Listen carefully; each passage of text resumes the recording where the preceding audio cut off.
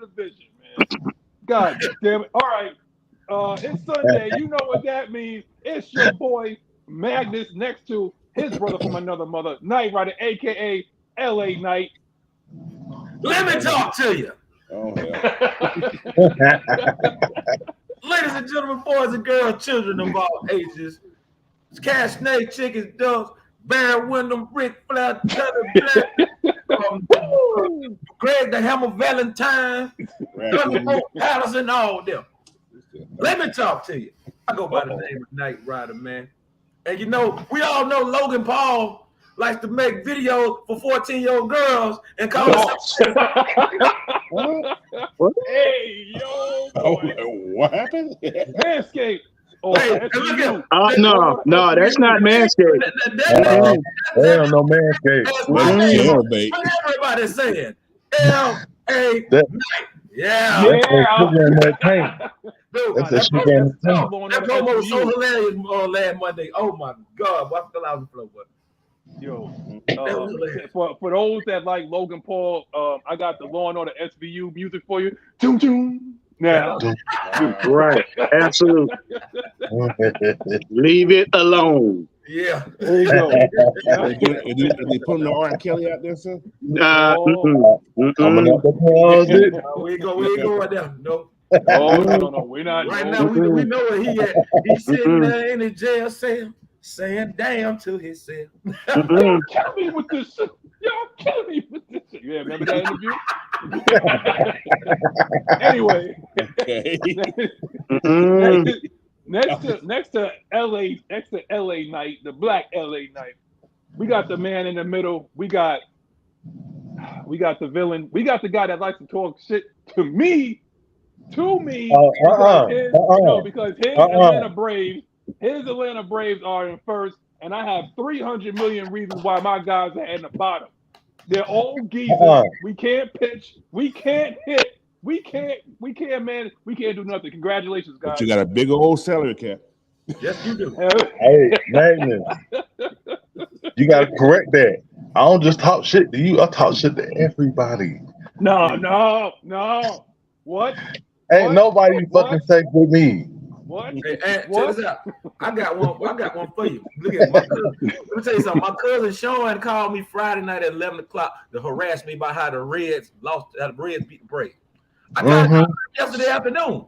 Guess what? So I didn't get an answer. Don't answer. Yeah, he a diehard Reds fan. He lives in Cincinnati. Nah, man. Don't answer. Yeah. Well, since I'm suffering from PTSD because my guy, my owner, I don't know if I can actually say that if I'm black. I don't want to say my owner. My team's owner, okay, just spent $300 million on two geezers. Two geezers that can't pitch. Two. Ain't no. Yeah.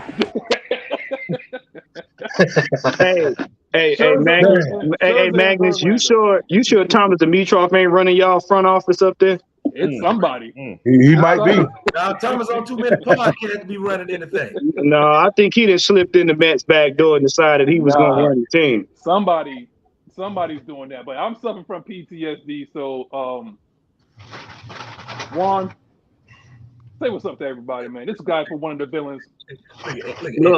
Look. Today, I am Manscaped, man. Thank you very much. Uh-oh. So, I mean, he shaved his balls. I mean, squeaky clean, so she won't be mean. This, you know what? This show has now been rated R. It went from E for everyone to rated R. Hey! Look, wake yourselves up. Wake yourselves up. Wake your ass up, Lucky Charm. And make sure your bush is trimmed. Wow. Oh, jeez. All right, well, Coach, we're off on the wrong foot today. We could have shown up on the wrong foot today. We on the wrong foot today, Coach. You wanna try to clean this up, man? Play ball, don't you, man? Anyway, hey, man, welcome to the show, man. It's gonna be So let's. I mean, I think we already canceled. I said black and canceled about black people owning It's people. my fault, man. My bad. I should hear this. Yeah, D. Coleman. That's the same thing I said last Saturday with me Bruh. at the game. Bruh, did you see the score? I have never seen 23-1. No, it was 25 at the end. Wait. 25. I have never seen. Look. Let me tell you something. I remember when the Braves were whooping like New York and them, like the Yankees, 14-15 in like 5 innings, and then they had to do like a mercy. They had to quit the game. A mercy quit. 25-1. Y'all should have went home. Throw the damn towel. Y'all should have went home. You know what, Knight Rider? I think in the case of that Colorado Rockies game, I think those balls are juice. Oh, Manscaped, we gotta pay the bills right now. Knight Rider, please. Yeah. Yo, let me speak on this. All you strawberries and cranberries out there. Ladies and gentlemen, boys and girls, children, all ladies, this version of the portion of the show brought to you by Manscaped. I can't even talk right. The premier product for male. Hey, look at, man, y'all know it's the summertime out there. You know the girl walk around with the booty shorts and all that going on. And you know, you know, you have to catch one of them, but you know when you get them home, she might get a whiff. When you get a whiff, that means bad news right there, man. So we're gonna leave you to take care of those, man. You go over there, you go ahead and get you use the promo code AFN off your order, and you will also receive free shipping. You know y'all like free shit out there, man. So yeah, when you get up with them folks, you tell them L.A. Knight told them to come see you. And just like that, man, you trim it down, she won't fry it. Keep it clean, she won't be me. Manscaped. Hey, yo, Maggie. Hey, look, let me tell y'all something. Sour balls get no draws. Whoa. That's right. Man, There it is. I mean, for those of y'all that Straight to the cleaners. there you go. If you want her to cook you some griddles, trim your fiddle. Everybody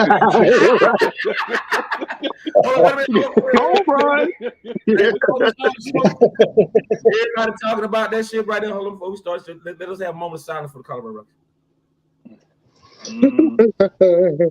All right, there it is. Okay, yeah. Apparently, Ms Maggie said someone saw me last night and stared me down. Was it one of y'all? I don't know, but she was out there with the flying Hawaiian under protection from the APA.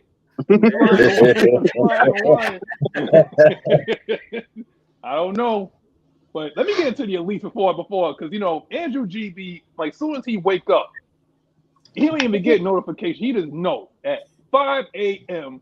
he gotta wake up and he gotta get into this chat because guess what? Somebody try to beat him, but them Andrew G week in week out, the cult of consistency. Yes, sir. He's always first. Okay. We got Nicholas Dixon. We got Bubba Gump. We got the usual, the smooth operator, Smooth C78. Yes, we got sir. YMOF Jamal. We got Prince Kel. We got GA Texas Boy, JB Dex Diggs. We got Mong D. We got the Miss Sonia Howell. Hey, Miss Sonia. There you go. We got Red Swarm. We got Brandon Little. We got the $1 Million Man. Dame DiBiase.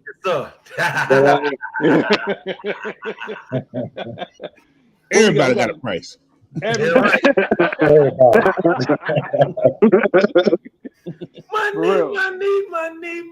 Money. Yo, that song was off the chain, man. That song was off the chain. All right, so we got King Richard, we got Dre Harrison. That's right. Anytime that you talk to Knight Rider, refer to Knight Rider, you have to say that word right there. Yeah. ATL. Yeah. All right. So I'm gonna give a special shout out to my brother. He better be at the damn event. D. Coleman. We're gonna kidnap his ass. We're gonna kidnap D. Coleman. Max, that's all I need to know is when you get to the airport. Yeah. That's all I need to know. Yeah. Check this out, man. Oh, before we get started, y'all make sure y'all get y'all tickets for the Red and Black Affair, man. $10. Absolutely. They going. How many places can you go in Atlanta for $10? $10. You can't even go to the gas station for $10. Exactly. So y'all make sure y'all man, we gonna post up the event, right, man. Y'all keep the donations coming also, man. And we also got to figure out what kind of alcohol y'all want to drink. So y'all make sure y'all hit up Ms Maggie T over there. Let her know what you want, and we'll get it done. I don't know if you want to approach Ms Maggie T, because she's like, I'm going to exercise my Second Amendment right because I'm going to carry. Hey, first you call me Crazy Joe, then you call me Batman. Let me tell you something. And she ain't talking about carrying the tune either. I'll tell y'all after the show. Oh man, mess with boy. Oh man, I seen it in a one time, boy. Nope. I'll tell y'all later. Oh, you was there? No. Hey. We together last weekend. I'll tell you. Hey, Night Rider. You seen Maggie. Boy, damn near like staring the devil down himself. Let me tell you something. Don't mess with that one. Don't mess with Maggie. Nope. It sound like the quiet storm all of a sudden. We supposed to be waking these dudes up. There it is, y'all. That's a link for the Eventbrite, man. Make sure y'all get in there, man. Yeah. You know what? Look. Y'all need to get in there. Y'all need to get in there because you know what? Y'all might get to hear D-Led 2.0. He might be giving a couple of shout outs and everything. So make sure y'all don't miss out on D-Led 2.0. He might be the red black. You know, I think I'll be sitting in the back with that big crew, doing my thing, you know, talking to Matt Mike, trying to get my game out. So make sure y'all get the tickets. Ray Fitty, what up, my boy? He down the road from me. Coach is like, where you at in Seattle? I thought you had an ACL background. I'm right outside. I'm close to the Tacoma. I'm going down. I'm going south. This right here, this is Seattle. This is just that's the Space Needle back there, y'all. That's Space Needle back there. Yeah. Hey, for those of y'all that don't know, Ray Fitty, hit me up on the IG, bro. We got to talk about some shit. Hit me up, bro. Yeah, Ray Fitty, he down there by me. He down. I think he in Cairo, I believe. He ain't too far. He closer to Tallahassee. You know. Oh, you talking about state line? Okay. Well, listen, don't go over here to Florida now. They acting crazy. Cross that color line. I gotta go through Cairo to get to Tallahassee. Cairo, Georgia, home of Jackie Robinson, man. Jackie Robinson. That boy good. You see, he left Cairo and went to them California. He pretty good at the motherfucker. Hey, but hey, at the end of the day, that boy great at cat, baby. Boy, but here we go. I'm gonna start off with Coach on this one. Drake London. This is what you said. The Falcons locker room, they sensing the hype. They heard him. It's not just the negative stuff that they was hearing. They're hearing a lot of the positive stuff too. Yeah. Oh man, could this be a good thing or could it be a bad thing? What you think, Coach? It's based on the team. You can hear a lot of positive stuff, but you know, as long as you're humble and you know what your job's going to be, it's good, I guess. So long as you continue to do your job, that's all that matters. You know, if you want those teams, for instance, like if you heard that last year, you know you weren't no damn good. Yeah, it's a bad thing. Right. You know, they hearing it again this year. Right. Leave it up to PFF. This team here, man, I can't hop on that much. This team here, this is a damn good team. It is. I mean, this is a damn good team. Yeah. You know, I'm not. I haven't been this excited. Even 16 team, I didn't see that coming. But even 12 team, I didn't feel this coming like this either. This team is better than this 12 team to me. Neither one of those, I see it. Yeah. Neither one of those teams had me excited like that. And neither one of them had this type of defense either. So they didn't. Right. No, they didn't. That's a good thing. I feel it's a good thing. You know, as long as these guys are humble, man, they know what their job is, what they need to do to, you know, maintain where they need to be at. They'll be okay. Yeah. There you go. Yeah. Yeah. What you think? Yeah. Mark? Oh, definitely, man. It's good. Good for two reasons. It's pissing off all the haters, No. and the other thing is, like Coach said, this is a sleeper team. We good. People just ignore it. And you got to think. Look at Drake. Drake basically is embracing the villain. The man got his beard. This dude out here doing his thing. He's not worried about what's online. He just gonna show up. No, he finna turn into champagne pocket, boy. But nah, let's not go that far. Let's not go that far. I don't need him singing while he trying to catch. I can catch it. Oh no, he gonna catch straight up in your face. That I caught the football and you couldn't get it. Listen, let's not turn to a bunch of Ray Buchanans out here, okay? Let's not be trying to get signed. No. Do you like my chain? Look at only Drake London don't get no girl tattooing his name on her jaw. Oh, Zion. Yeah. That's one mountain you don't want to climb right now. Listen. Hey, Maggie, in the words of Bray Wyatt, run. Hey, Zion's a bad man, y'all. Don't care about Zion's a bad man. Y'all believe that boy? Ladies, watch out for your daughters. If you ever wonder what could keep a high flyer down like Zion, oh my Lord, is that punage? I'm telling you, man. That's what it is. Zion is a very satisfied Manscaped customer right now. It's just the only difference is he got a crazy woman on his ass now. well, he out eating that gumbo and them beignets, man. You see, he waddle when he walk. Yeah, that's that mud. Hey, look. That's that mud butt soup. See, he sampled some of that mud butt soup. That's what got him. And you know what's bad about this whole thing about Zion? They talk about coming to Atlanta. You don't want to come to Atlanta, fool. I was going to ask you that. You know what? Let me ask the stupidest thing on earth. Hold on, guys. Let me ask y'all something. Okay. You got two people, all right? John Collins, who is a marked man in Atlanta, apparently. Okay.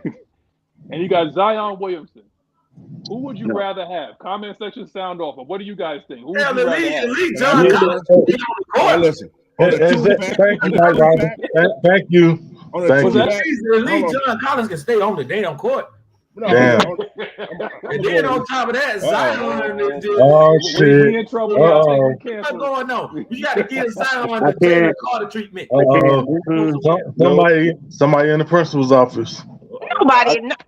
Can I just come on and say hello? Hey, that's me. Good morning. No. Good morning. Wait. Hello, Maggie. I let things get off the rails. With the Manscaped. It's gone on for too long, for a couple of weeks, but here she is again. First off, for hanging out with the flying Hawaiian, getting the eating her little fancy foods with the pineapples and things like that. Yes. You gotta eat, man. You gotta eat. That's you, exactly. I'm a foodie, so we're gonna go places where it's some good food each and every time. That's all I'm out. Drinks and good food and good music. Money Mag. That's what it is now. Eating fancy places. Money. Shoot, I wish. But no, I wanted to address something though. Yeah. So, and this happened with hanging out with everybody I hang out with. If you are finding us familiar and you realize who we are, just say hello. It was like I've had this is the second encounter. Well, the first time it was like, I know you. I was like, okay, great. Good for you. The other dude last night, I'm coming up the steps at the live at the Battery, and he just like, I'm like, are you gonna say something? Hello? I just kept moving. Like, what? Hey, some they stopped us at the Braves game last week. That was somebody else recognized us at the Braves game. At least he said hello. Right. So don't be afraid. Don't be shy. I had one guy that was so intimidated to say hello he had the bartender come over to the waitress come over to me and say, is your name Maggie T? I was like, yeah. Well, that guy over there, watches the show, and he's like, just come over and say hello. I don't fight people. Send me a drink. It was the ball. You know what, man? You know what, man? I think at this point, I think we all have to understand is that I think we're at a point now. Is like a lot of people look at us like celebrities. Oh wow, it's unreal. Come on, I'm me. I'm hanging. I'm just partying with people. Come on, have a good time. The more the merrier. A lot of celebrities. I done met a lot of celebrities. Dude, they are normal people. You got some of them that are assholes. Don't get it twisted. Yeah. Some of them that are assholes. But for the vast majority, I done met like Big Tigger. I done met Big Tigger. I met Donnell Rollins. That's my homie right there. Who else I met this year? Darren Brand from Wild 'N Out.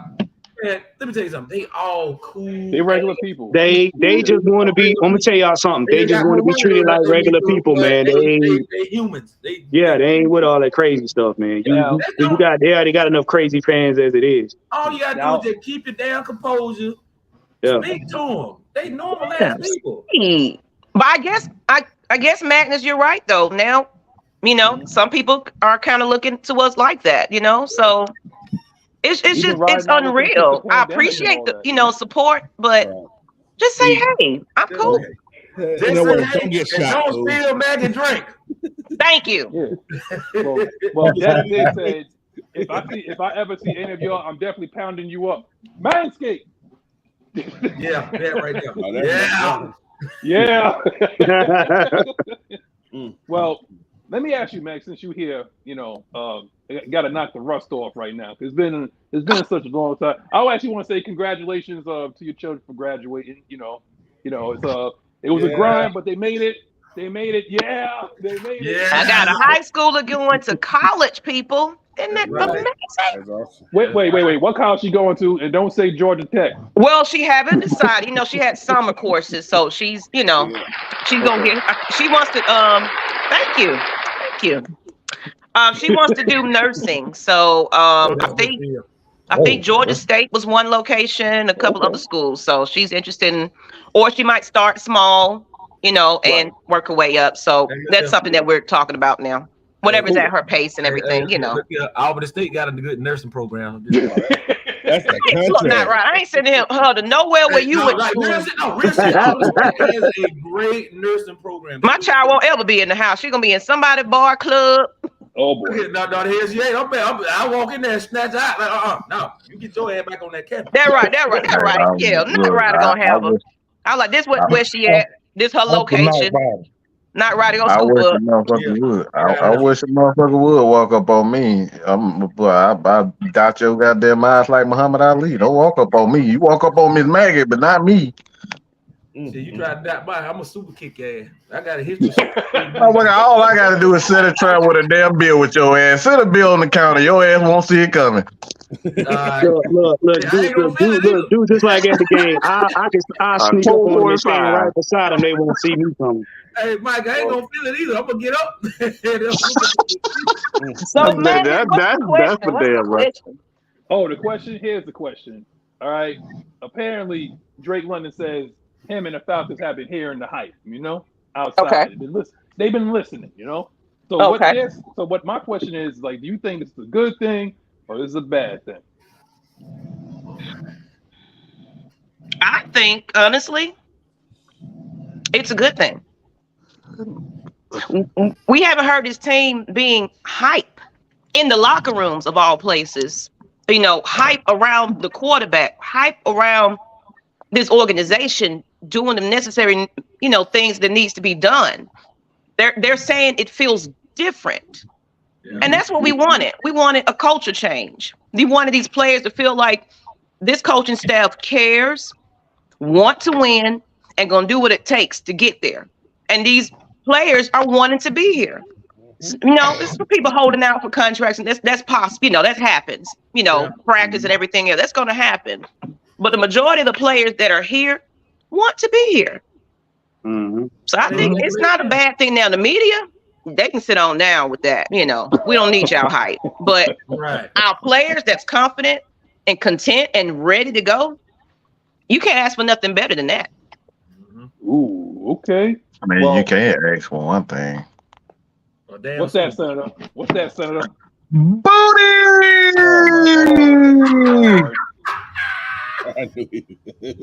You know when you messed up when a woman closes her eyes, kind of like I see Look, John Collins and Zion got one thing in common. That's the word of the day.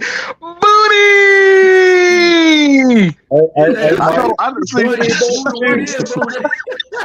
Juan, please show your shirt, Juan. See, Juan. Manscaped. You got the Manscaped on today. Okay. That's it. That's exactly it. I'm about to have the Manscaped on AFN website. So y'all be able to see and get your products there, as well as looking in that description. But come on, man.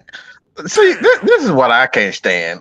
Everybody in this motherfucker like booty, taste booty, done look at booty, done ate booty, booty, rocking everywhere. And now everybody trying to act like they don't like booty. It's time to my own there. I'm sorry, Miss Tamara Johnson. I'm sorry, Miss Sonia Howell. Oh my God. Is anybody left in the chat? Look, Magnus, your tall ass. Your ass. You probably the only boy who don't like booty. Why? Because this motherfucker doing taekwondo with his 7'12" ass. Listen, that motherfucker trying to do, bro. He look like damn Kareem Abdul-Jabbar. They're trying to do some damn. You cannot tell me you don't look like dude from Rush Hour 2. Early on Sunday morning. Hey, let me tell you something, man. When you got naked homeless people trying to run up on you at work, not the lotion man. The lotion man. See, I told you, everybody love booty. Y'all see all these sinners on this damn panel up here trying to act like they don't like, especially Coach. Look, you don't seen the booty. Coach done seen all types of booties, okay? He a military man, so he done seen all types of booties.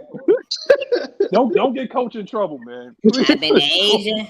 I've been to Germany. See? Oh my He was God. the international chief. International booty. However, Coach, I'm not. my name is Aya. Hey, Lisa, how you doing? Yeah. I just wanted to say that, Lisa. Lisa ain't helping it. Yeah. Yeah. See, Lisa, my partner in crime. She know. She ain't helping, man. Yo, what you think, Senator? What you think, Senator, man? Good or bad thing? The hype now. He said seafood is more important than air. What the hell? I told you. Not the boondock. Come on. See, y'all ain't trying to make me out to be no demon seeds. Look, y'all them down low booty seekers. Oh my God, Manscaped again. Somebody go to Midtown. Woo, Coach. Whoa, boy. That. Look at you know it's bad when I got Knight Rider. You know it's bad we got Knight Rider shaking his head. That motherfucker don't shake his head for nothing. Wow. Oh, wait a minute. Hey, Mike, wait a minute. Wait a minute. Damn. Okay. All right, Lisa, you showing. I told you, Lisa, my partner in crime. I'm telling y'all. Oh boy. Whoa, you hosting a porn video. What the hell is that? Whoa. Okay. Woo. Oh wow. I told y'all. I told you. Okay. Well, what do you know? This is the easy, Thanks for sharing. easy on Sunday morning. Wow. And please, No, man. save the damn show, man. save the damn show and answer the question. Okay, This is Drake not London. champagne confessions. This ain't champagne confessions, man. Oh my God. All right. So what was the question again? Drake London. Hey, Hey, Magnus, you see, as soon as somebody comes on, Hey, look, it's look. some change. This is called communion boy. calamities. This sure is a calamity. This This is the Wile E. off Coyote season. shit. This that Wile E. Coyote shit right here, man. What you I'm say? getting all y'all niggas in trouble.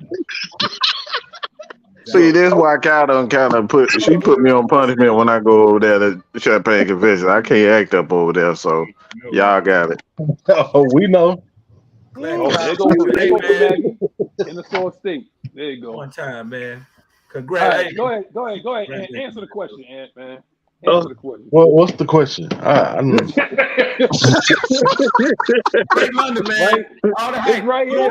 The hype. We're gonna have to put an NA-17 on this one. Y'all not ready. 21, shit. 21. Hey, it's just like what Maggie said.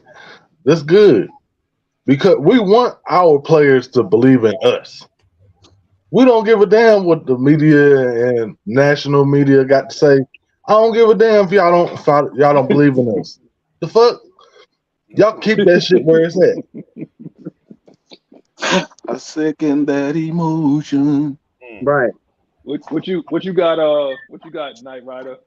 Hey, Ant said it. Hey, fuck the media. We don't give a damn what you got to say, how you feel. You wanted us to get Lamar Jackson. We didn't do it. You tried to lambast us. George Taylor, your buckethead ass want to say we don't care.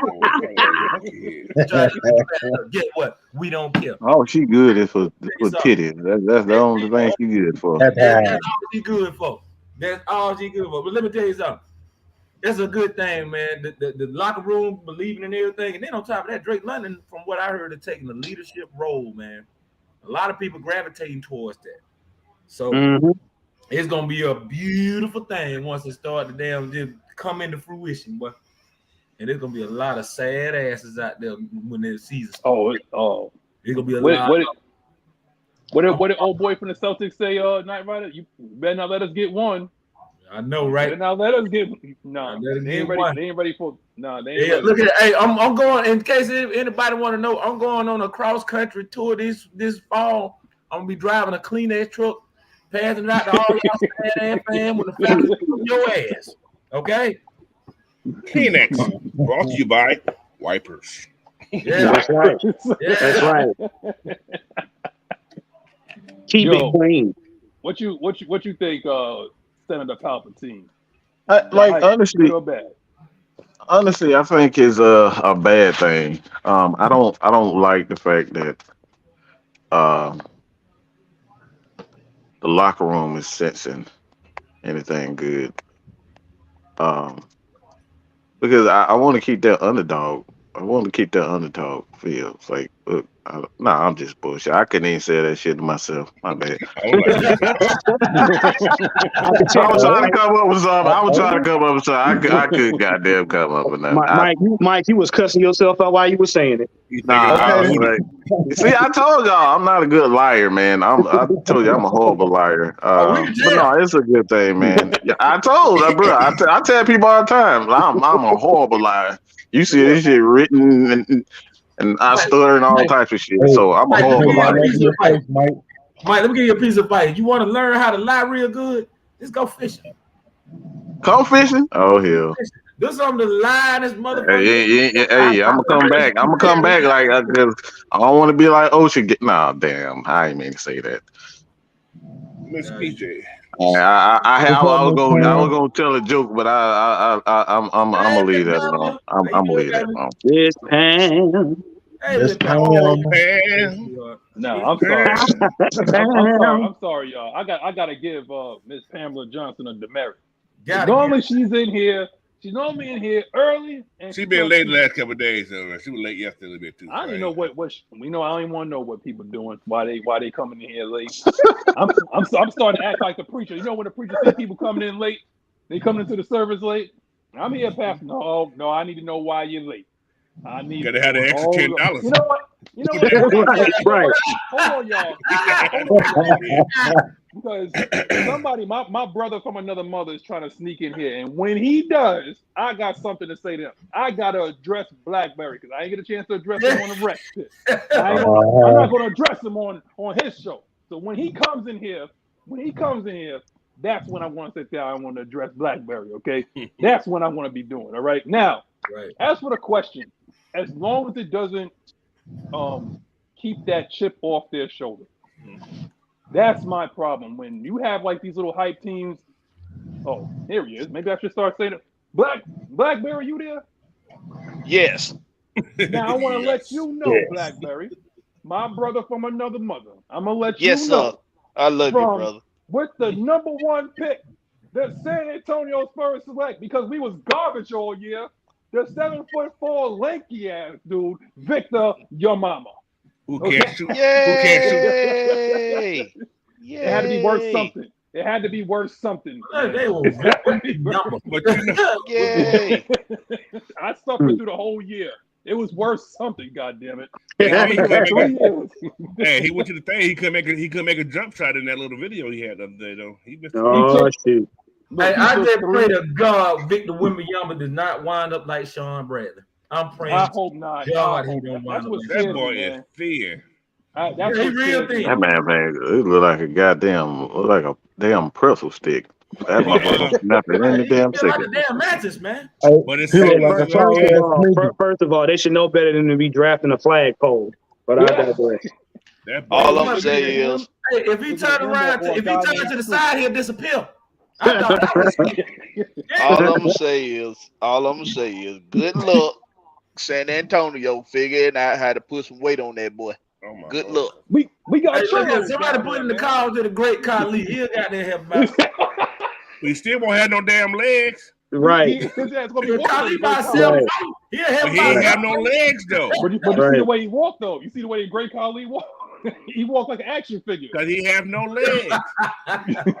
Why you think you always want those long pants? Let me tell you how y'all keep Victor Wembanyama healthy. When it's a bad thunderstorm outside, tell that bitch do not go outside at all. The wind. How you keep him healthy? That's Keep right. bringing his sister to the arena with him. Funny thing about anatomy is ain't nothing you can do about how God created you. Yeah, right. Well, speaking of which, Blackberry, I need to know how you feel about this hype, man. That's surrounding the Falcons. Because now all of a sudden the locker room is now sensing it. So, what you think? Is that a good thing or a bad thing? I think it just depends on what you do with it. You know, quit this shit, Blackberry. God damn. I don't know what you do with it. You gotta be the damn. Ain't gotta quit no shit. It's about what you do with it.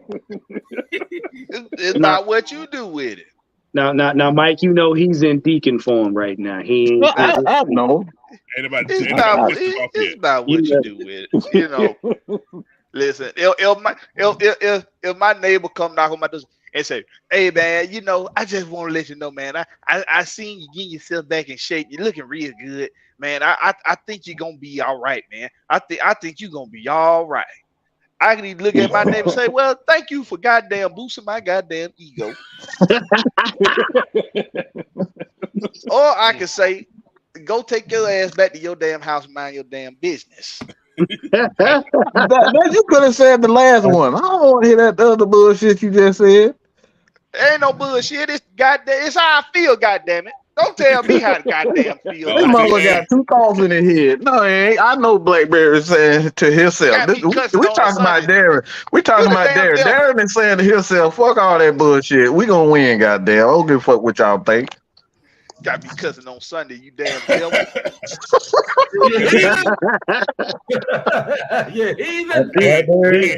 Deacon it through the collection plate now. Come on. He around 3 times. He tried to say it that third time. Man, y'all know that. You know this damn Blackberry, man. You know this motherfucker. Who put the quarter in the collection plate? I mean, look, hey man. Well, we said that this shit was gonna happen. Matter of fact, just about a month ago, I did a whole live about how they about to start backtracking.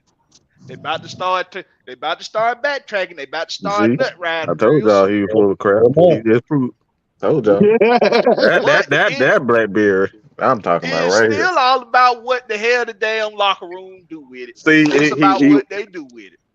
Now, if you gonna start smelling your own shit, if you gonna start smelling yourself, and you gonna start going in the media talking cash money shit, you better be able to bag it up. They ain't doing that though. Nah, they ain't that's doing what none I'm of saying. that. They ain't doing I can't let them do that.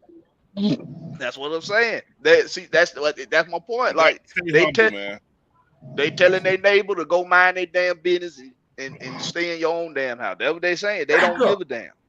Shoot, I mean, if you let PFF tell it and the rest of these goofballs, shoot, we damn sure ain't gonna even get on the damn field the way they talking. Especially the way what Mike put in the pre-show meeting. You know, Mike, you remember? Wait, is he still here? I am.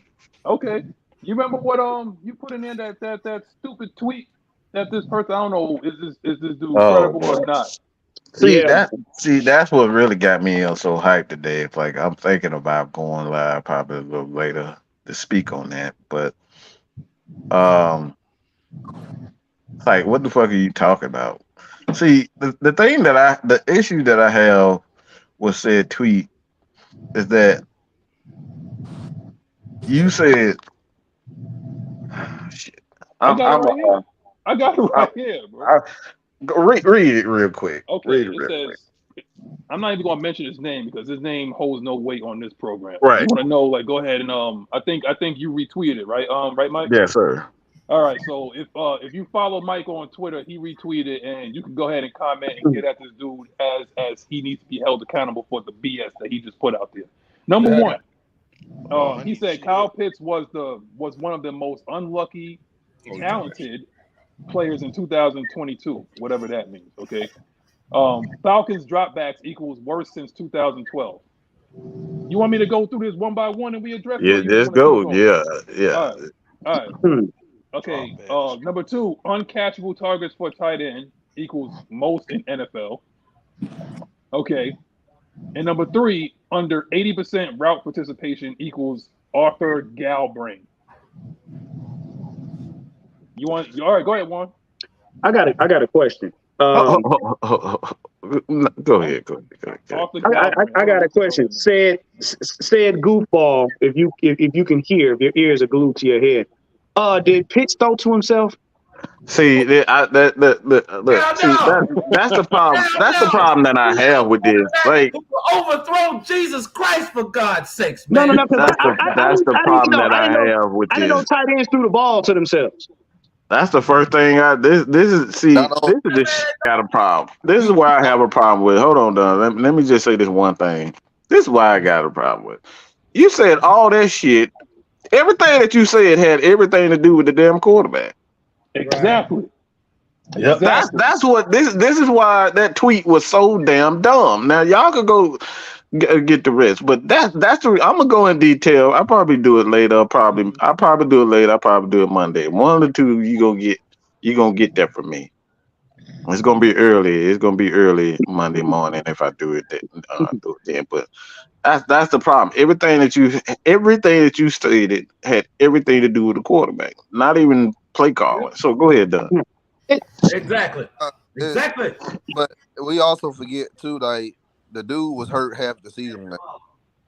But I'm trying not to go 1995 David Justice on people today, man. You might as well. No. You know, I'm gonna say it for you. Make sure you swing at them with the fat end. That was the stupidest thing you could have ever said. No wonder you get D's and everything. First of all, the quarterback throws the ball, dummy. I ain't seen a tight end. I'm gonna say route participation. What the fuck are you talking? Motherfuckers be coming up with these damn terms like route participation. Just say a motherfucker stay there and block. What the fuck you talking about? Prove you just look at men run up and down the field and don't see the game. Oh, here we go. We got super chat. Dre Harris said, "Did you guys hear about what Tyreek Hill said about B-Dot?" Man, fuck that little damn crackhead ass boy. Like that dude's a crackhead, man. That dude getting the fight. All he do is get in the fight for no damn reason. Hey, Mike, let me tell you something. My little cousin feel the same way about Tyreek. You want me to tell you why? Because that's her ex-boyfriend. Yeah. But wait. This comment right here and another comment that we were just talking about is the reason why we're not talking. Is the reason why the Falcons ain't talking. They don't have to say nothing. Cause you dummies are saying it for them. You remember that when that dude from Fox? Set yourself up for the spike, man. Hold on, y'all. You know when that dude said that dude from Fox told LeBron to shut up and dribble? That's how I feel about Tyreek. Nigga, shut up and run. Just shut the fuck up and run. Thank you. Like, come on, man. I mean, you know what? You know what? It's Matt Ryan's fault. It's Matt Ryan's fault. It's Matt Ryan's fault. It's Matt Ryan's fault that Kyle Pitts got overthrown. It's Matt Ryan's fault. Later. Everybody just calm down. That segment is coming later. You know what? We actually got a coach on the panel. Let me ask Coach, and I'm gonna go to you, Don. I see you got it. Yo, Coach. What? Coach. He'll coach himself too. Yeah, the coach done. He's the coach himself. But what is route participation? You can break that down. Sound like critical tackles to me. It's analytics. That's what it is. Critical tackle. Route participation. Now that's CRT right now. It ain't really shit, but all they had to say was that Kyle Pitts did a lot more blocking than they did going off a pass. That's all they had to say. But I know what that is. What tight ends supposed to do? Tight ends, they do more blocking than routes, running routes. But under 80%. Under 80%.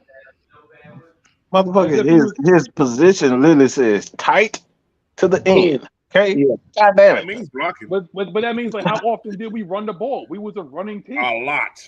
Exactly. So of course it would be under 80% route participation because he's participating in blocking. I love how motherfuckers make up. Motherfuckers just want to make up football terms like they like they got a goddamn football term dictionary and they just gonna make up some and that shit. Look, that ain't even in the dictionary. That's the sad part. If you're gonna make up something, goddamn term. Yeah, that's that. You know what? More damn stats in football than a little bit, man. No, I'm gonna tell you what that is. That's that Skip Bayless disease. That's that Skip Bayless disease. You coming up with goofball shit like critical tackles. Now we got route participation. Oh, don't forget one. Don't forget people don't create stats just to elevate their intelligence, but it really doesn't elevate their intelligence. That's what I'm about to say. It doesn't elevate your intelligence. You're just nitpicking and you being a dumbass. Yeah, pretty much. Exactly. Pretty much. At this point, man, I'm gonna say something that somebody told me before, man. With people like this, you need some more pork in your diet, man. You need some more ice. So go take a damn they just really showing that all these folks is a couple French fries short of a damn Happy Meal. Okay. Yo, I'm telling you right now, Don. All this is just analytics. Okay, all this is a bunch of numbers put together. And also, have you guys ever heard of this? Because just like you said, critical tackles or whatever that is. Have you guys ever, before a couple years ago, heard of the term big time throw? Yes. Yeah. Hey, Mag. In order for something to be analytics, you have to actually look at the game and know what you're watching. Yeah. It's just a dumb spectator with cute words. Bro, it's just like a female saying that your stroke is not that good. That's booty. But it doesn't.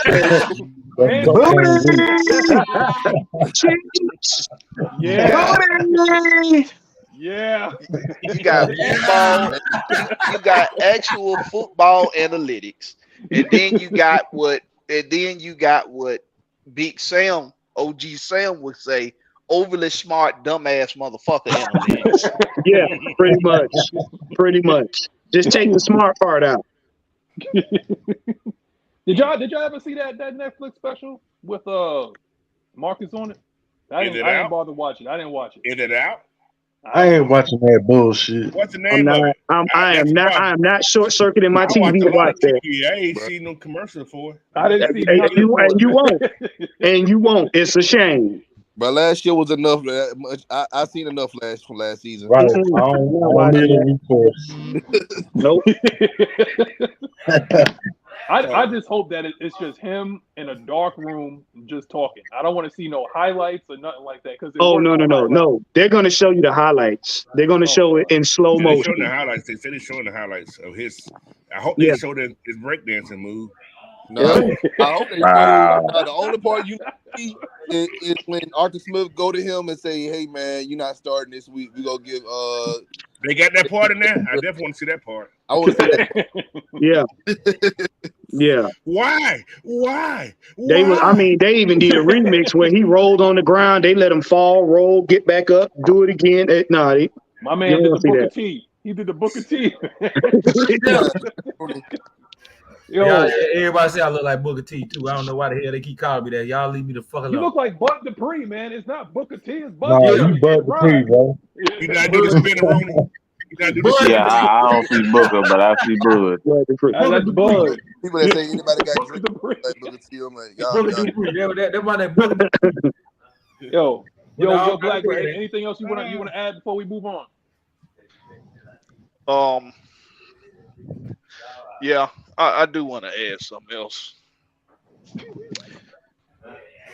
I'm just at I'm at a point right now where I truly believe that because people hate us, they just want to not believe in the Falcons so much. They're creating damn stupid ass terms. They want people to believe the dumb shit that come out their mouths, like what was the shit? Route participation. Yeah, I know, right? I'm gonna talk for you. I'll slap the shit out of you if you say that dumb ass shit in front of me. Like, what the fuck are you talking about? Route participation. Route participation. I don't know what that is. Route participation. No, but his assignment. His assignment is to block. He's a tight end. And you gotta make up some kind of random lame brain terms in football. No.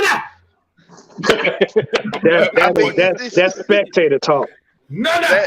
That's exactly what OG Sam be talking about with the overly smart dumb motherfucker. That's exactly what he talk about, bro. Yeah. It's like, well, it's not enough that because we can give you all these stats about the running game, about the defense in the second halves of the football games, about about scoring points. We didn't do bad scoring points. But you know what? No, let's just create a goddamn analytic to say why we still think the Falcons ain't gonna be no good, or why we still think the Falcons are failures or going to fail. Listen, man. At the end of the day, it's all about this. Like in the words of one, y'all know him as the supervillain. In his words. Just say you don't like us. That's it. And I'm gonna say this too, and I wish somebody would. They keep coming up with these terms, route participation. The next thing they gonna do, what they gonna say? Field participation, or how many they gonna count the amount of bench player they off the field? I'm like, bro, y'all kill me with this stuff, man. Talking about that route participation. I'm sorry. I think I lose all credibility if I go and say, hey man, how much route participation is my nephew gonna have this week? right. And guess what they gonna guess what they gonna do, coach? They're gonna take your clipboard, they're gonna take your headphone, and they're gonna usher you off the field because you done lost your mind. I'm gonna lose all my free tickets. That's what's gonna happen. I mean, we can't let that slide, bro. We got route participation. Hell no. We can't let that slide. Like I said, you had people like Skip Bayless coming up here with critical tackles and all this other goofball stuff. It's spectator talk. That lets me know you ain't a fan. That's like Night Rider. That's like Night Rider on his producer. Night Rider, you don't do enough 808 participation. I know, right? That's like your hi-hats are lacking maybe 8 beats compared to the rest of the producers. What the fuck is that? I mean, your beats are about 40 damn BPM slower than everybody else. Well, you know what? We're gonna move on from that because my boy, what's up, Wolf? Now this Whoa. particular Whoa, subject. What's up? Whoa. Yo, this subject I had you in mind because I was watching in the background when this particular subject came to my mind. I was inspired by this. My man was. Y'all see what it's sitting right there. I want you to say it exactly how he says it though. But now, Fontenot talk. What do you do if the team underperforms in year 3? I am not saying we will. But what do you do if the team underperforms in year 3 of your regime? Let's see. I'm sorry. I gotta be rude.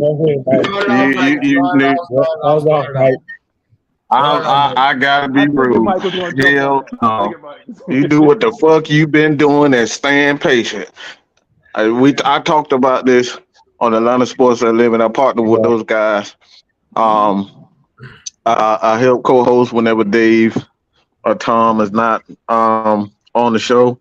So I was like, you guys to actually go back to Atlanta Sports Unlimited, Pigskins and Jocks.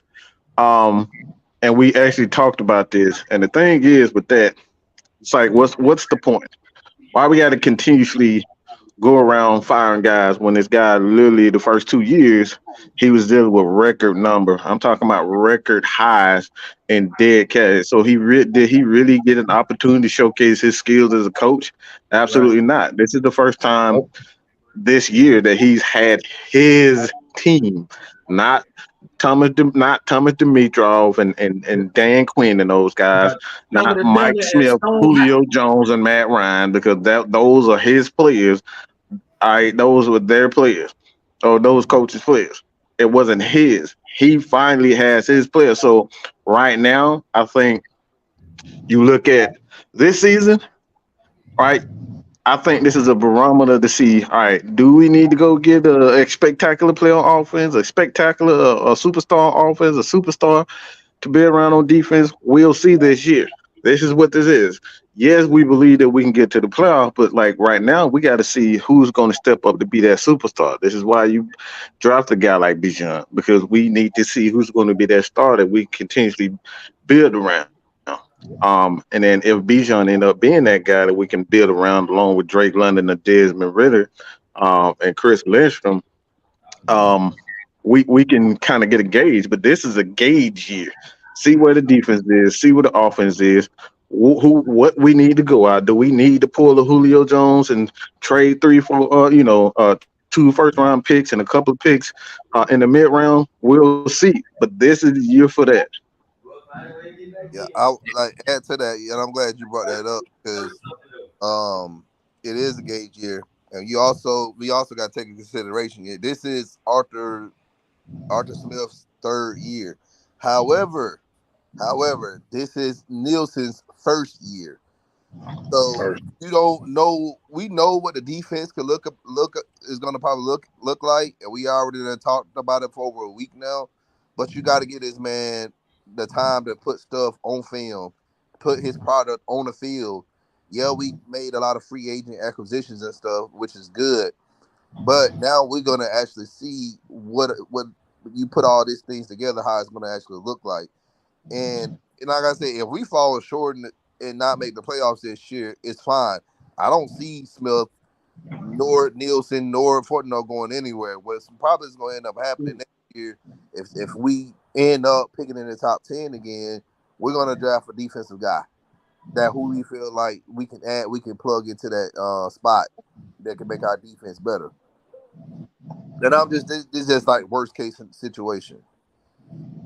Yeah, they're not going nowhere. They're not going nowhere because, like Mike and them saying, we've all said it. This is the first year Arthur Smith had his people, his guy. Mike has said it all the time. He said Arthur Smith and them are going to bring in their guy. Now they got their guys. And we keep saying that the biggest thing that they have to be concerned about is chemistry. You got talent. You got to see how all that's going to work together. And then you still got players coming back off injury that got injured early in the season and late in the season. So it's a lot of variables. They're not going to fire them. They're not going nowhere. They're not going nowhere. Trust me. Like I said, you don't fire a coach after 2 back-to-back playoff seasons with a team that was held together by duct tape, hopes, and dreams. You got to get this man an opportunity to show you what he can do with a full roster. There you go. Because you got to think outside of them right now for this team. Who else are you gonna get that's gonna elevate this squad right now? Who else? We've been saying that their running game is damn near unstoppable. So they ain't going away. Look, motherfuckers don't want to wait in Subway. You know what I'm saying? To get their own fucking sandwich fixed. You think y'all gonna wait 2 years for another coach to finally build it? Hell no. Right. That's what I'm saying. They're not. It's not gonna happen. Hell no. We got the producer on right now. Now, you back with us, Matt? Yeah, my phone had died right when Mike was going through his whatever he was going through, and it might have seemed like I was like, I'm going on through my feeling on your booty phase. That's all. I'm like, come on, Mike. Anyway, I'm back. My phone had died, so I got on my computer. But to answer the question about Maggie underperforming under this year, I know I'm coming in and interrupting everybody, but I feel like everybody kind of is saying, you know, same thing. It's like, okay, year 3 of what though? Right. Of good players at this point. They finally got an idea of where they're going. They finally got that identity starting to happen in here. So I don't see it as one of those make it or break it seasons for any of them, because for one thing, what we always complained about is a revolving door of coaches. Mm-hmm. You know, Matt didn't have that opportunity to stick with, you know, it just kept going and going and going. It's time to find a consistency in our coaching staff so they can get to know these players. We got a lot of rookies coming in, you know, free agency, we got to get together. So now it's all about just finding that identity, figuring it all out with, you know, some of these pieces coming back from injuries and everything else.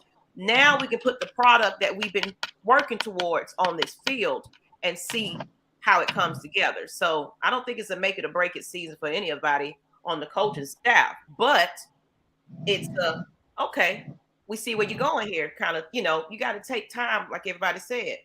Give it a little time before y'all make those, let's cut them right now. That's it, season over.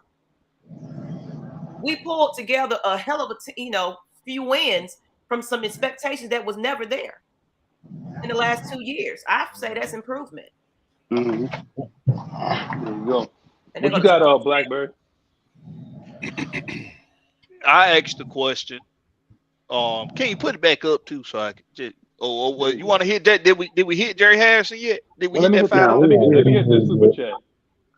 He says Dre Harrison with another $5. He's actually funding the show right now because that's $10 from Dre Harrison. He got his state tax. You know what I always say about that? My man got a state tax and he's blowing it right now. Blowing it. Okay, Manscaped. We also got to remember. That Arthur Blank has 2 things he's consistent with: patience and I guess you say professionalism. So he is, but and player creativity. He ain't getting no younger though. We got to put him in the Lazarus pit soon. We got to win now. Okay, but go ahead, Blackberry. Go ahead. You know what? Last off season, you asked the question on Regulators, I believe, Madness. You asked the question, what would be a disappointing? Some along the lines, what would be a disappointing season? And my answer to that then was anything less than a 7-10 season, considering what he had to work with season 1 and what he had to work with season 2, because we wanted to see improvement. I wanted to see improvement, at least along the lines of the record being about the same as it was season 1 or improving from season 1. You couldn't be worse than season 1. So season 3, we coming off another 7-10 season. So when it says what do you do if the team underperforms in year 3 of the regime? Okay, well, what is underperforming in the eyes of Arthur Blank? Is Arthur Blank like, okay, now this year 3, you know, you done made your room for, you done had some wiggle room with your salary cap. You done, Super chat. you done, let's get that super chat. Where it at? Oh, it's $10 from me. $10. Thank you for the $10. Appreciate that $10 Hill UC2. He said he ain't got nothing to say. He just want to give up some money. Shoot. Money. We appreciate Hello, Jenny. We sure appreciate you Hill UC2. But damn Hill UC2, your $10 done make me lose my thought. Okay, so it's like what's off the blank? What is off the blank thinking? Is he thinking you done had the 2 years to get the salary cap right? You got it right in the third off season. You was able to put a lot of dishes on defense. You got what you wanted for the most part on offense. What is he thinking underperforming is? We don't know. What underperforming for us might not be what's underperforming for off the blank. Exactly. But and then go ahead, Meg. One thing about Arthur Smith though is he's gonna at least want to see the players that he held on to this team to show some grand improvement because they're putting in some more pieces in here that can sit there and take their job. So at least underperforming is, the veterans and everybody else not doing what they are supposed to be doing, and you letting somebody else come in and take your job. So that's to me is what I think because he's all about player development. So to me that would be underperforming in my sense. But go ahead. Yeah, so if that is the case, like what Maggie just said about player development, then off the blank is gonna be looking at players like Troy Anderson. He gonna be looking at players like Arnold Ebiketie. He gonna be looking at these like Richard Grant, Ogun Deji. He gonna be looking at those guys to see how they perform throughout the season. And depending on their performance and depending on the success of the team, he's gonna be. That's how, like Maggie said, I think that's how he's gonna evaluate the performance of the coaching staff and Terry Fontenot. I really do believe that. I'm 100% with you on that, Maggie. But what do they do if it is underperforming? Hell, I don't goddamn know. Fire every damn body. Start over. Shit, I don't goddamn know. You fire him. You cannot fire him now if he underperformed in year 3. Can't do that because if you fire man, you just showing that you just impatient as hell. You gotta be patient. I think this is the first time Arthur Blank really just been in a real ass rebuild. He done struck. He struck lightning. He hit with Matt Ryan right when he drafted Matt Ryan. He hit with that, and he didn't know how to just react to the shit. He just never really been with a player that just struggled the first year. You know what I'm saying? Well, I mean, you looking at it though, it's like you got to think. We were slated to go 2-15, right? Yep. And we did 7-10. But look who we had. Look who we lost. Even to the point that we had to switch quarterbacks at the end of the season. You know what I'm saying? And still managed to get 2 more wins off of that. Right. So everybody wants to gloss over the fact that we had a bunch of changes happen from the beginning of the season to then. We had players mid-game out. We had players get hurt mid-game. We had our whole secondary literally fall down in one game. You know what I'm saying? So you put that on any other organization, I don't see no 7-10. Oh yeah, and it's a coach that's in year 2. Washington, yeah, Washington beat the Philippines. Yeah, year 2. Think about it. You a year 2 head coach, and all this is going on, and you still managed to get 7 wins out of your season. Now on top of that, we had significant injuries too. Yeah, that's what I'm saying. There's a huge that nobody's talking about. There's a huge factor that no one is talking about right now, and that how much money it really takes to even commit to the idea of winning. It costs owners hundreds of millions of dollars to be able to damn near $100 million. Because what if all the players say, well, if this coach isn't here, I'm out of here. We see that all the time. Right. But players wanna play because it's gonna cost them hundreds of millions of dollars to rebuild. Everybody think rebuild, you get rid of everybody, you don't have to pay nobody. That's not how it works. We literally just had a whole history of dead cap. Why? Because coaches got fired. You know, some players only came or they only on the roster because of said coach, and we can look at Matt Ryan and even his relationship with Thomas Dimitrov and Dirk Cutter. It's like these are the things that nobody's factor in. Getting rid of coaches, firing guys is going to have a major impact on the types of players that we get in or the lack of. If we fire, let's say this too. If we end up firing Arthur Smith, we fire Jerry Gray, we fire Ryan Nielsen. Y'all don't think all those players are gonna be gone too? A third of our team. No, I'm gonna tell you right now. A third of the Falcons will be gone. Who the defensive line coach after the Super Bowl? That was Brian Cox. Who? Brian Cox. Brian Cox. Yeah. You see what the hell when they fired Brian Cox? What happened after that? No, put it like this. Rasheed Heyman. They got rid of Courtney Upshaw. They got rid of a lot. That whole D line. If you fire Arthur Smith and you fire Ryan Nielsen, a third of the team. A third of the team is gone immediately. You can say about a Kyle Pitts. You can say tip out to Drake London. These are the guys. Tyler Algier. A lot of these guys are on this team because of said coaches. So there's a effect to firing guys. This is why you look at a lot of those guys on that Seattle team, that defense especially. When they fired, when they hired Dan Quinn and they Gus Bradley and all those guys, when those guys left those players, so I was like, yeah, I'm out of here. They don't really want to. There's an effect when it comes down to firing coaches and letting coaches leave. These players go to teams because of the relationship with these coaches. So if you constantly firing guys, like I'm not gonna go anywhere. Maggie, look. I say this all the time. This my bitch right here. Maggie, that's my bitch. You fuck with her, you gonna see the worst of me.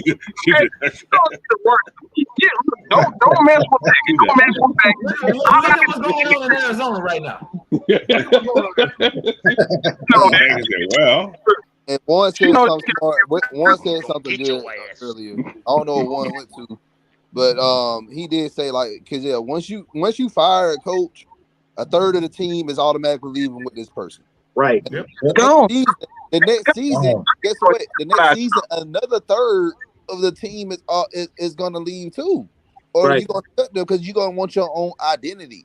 This is what we tell people: you have to be patient. You have to be patient when it comes down to a new regime, because it takes at least 3 years, but it takes up to sometimes 5 years to get the guys that you want. And then you talked about the money part of it.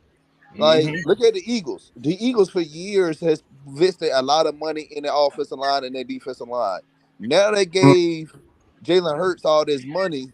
Guess what? They ain't gonna feel it this year, but next year and the next couple, they're gonna feel it. Yep. They're not gonna be able to hold on to their linemen like that, because they're gonna have to figure out, okay, well, we done paid this quarterback so much money, we can't afford to pay our veteran linemen. So guess what? We got to let you walk, and we just got to cross our fingers and just get somebody in the draft and hope they work out. And Dom, let me piggyback off that. You said something real key.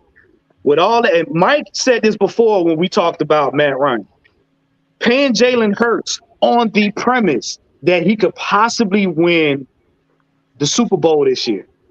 Not because he won, but hoping that they can get back and win.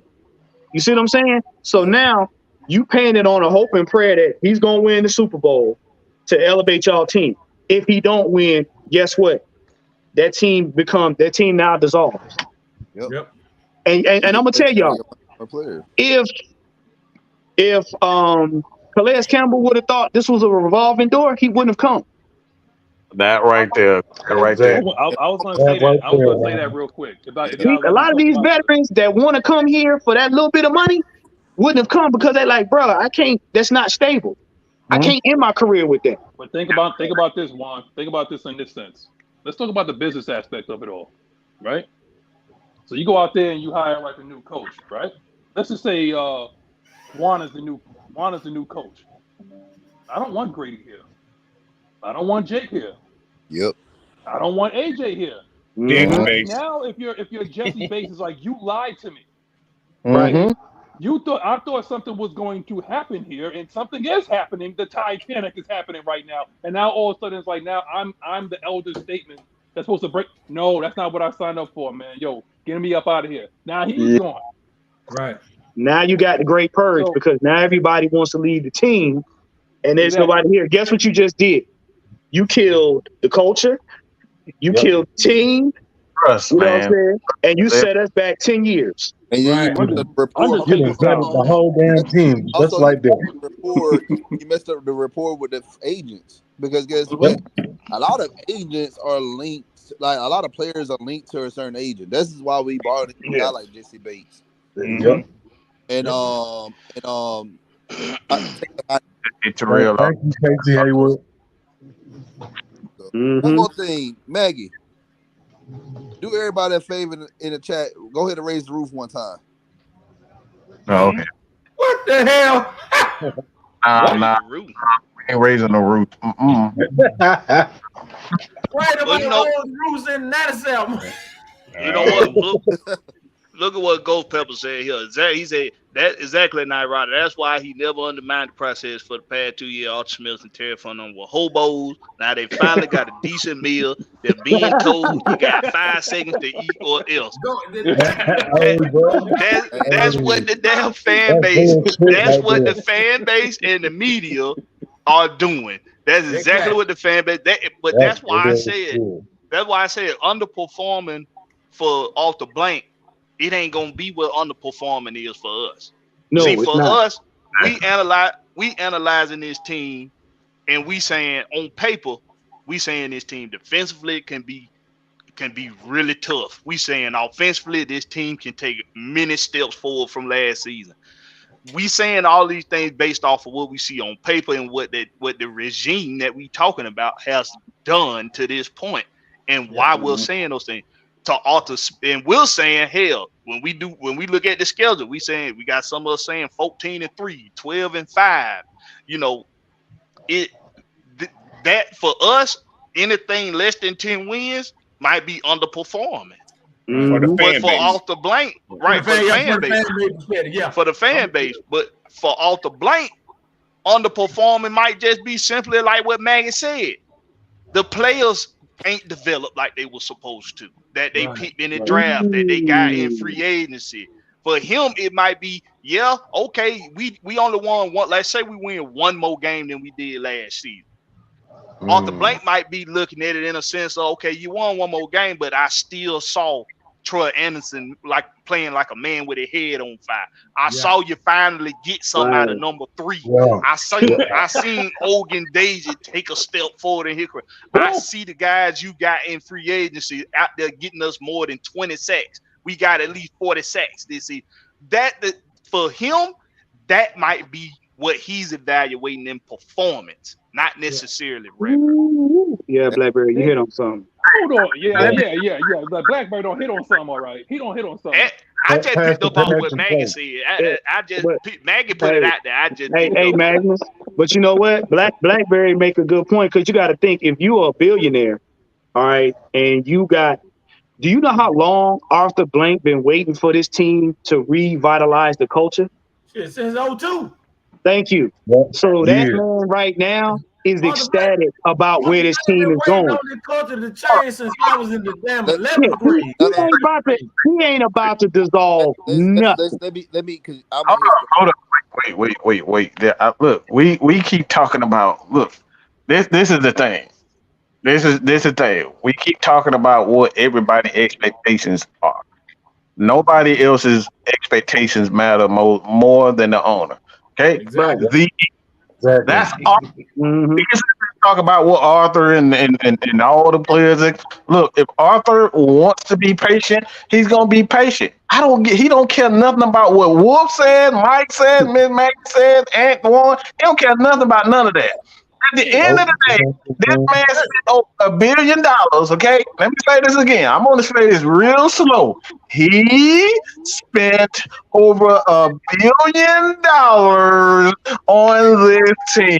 So if he wants to be patient, it's because of that money. Yeah, of that money. Yeah,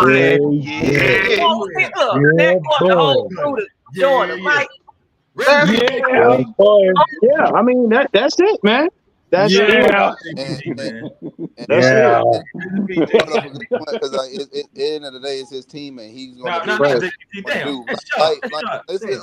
Let's be real. Like, remember when he bought the team a couple of years later, he got rid of. And I think this is like the worst thing he did. He got rid of Dan.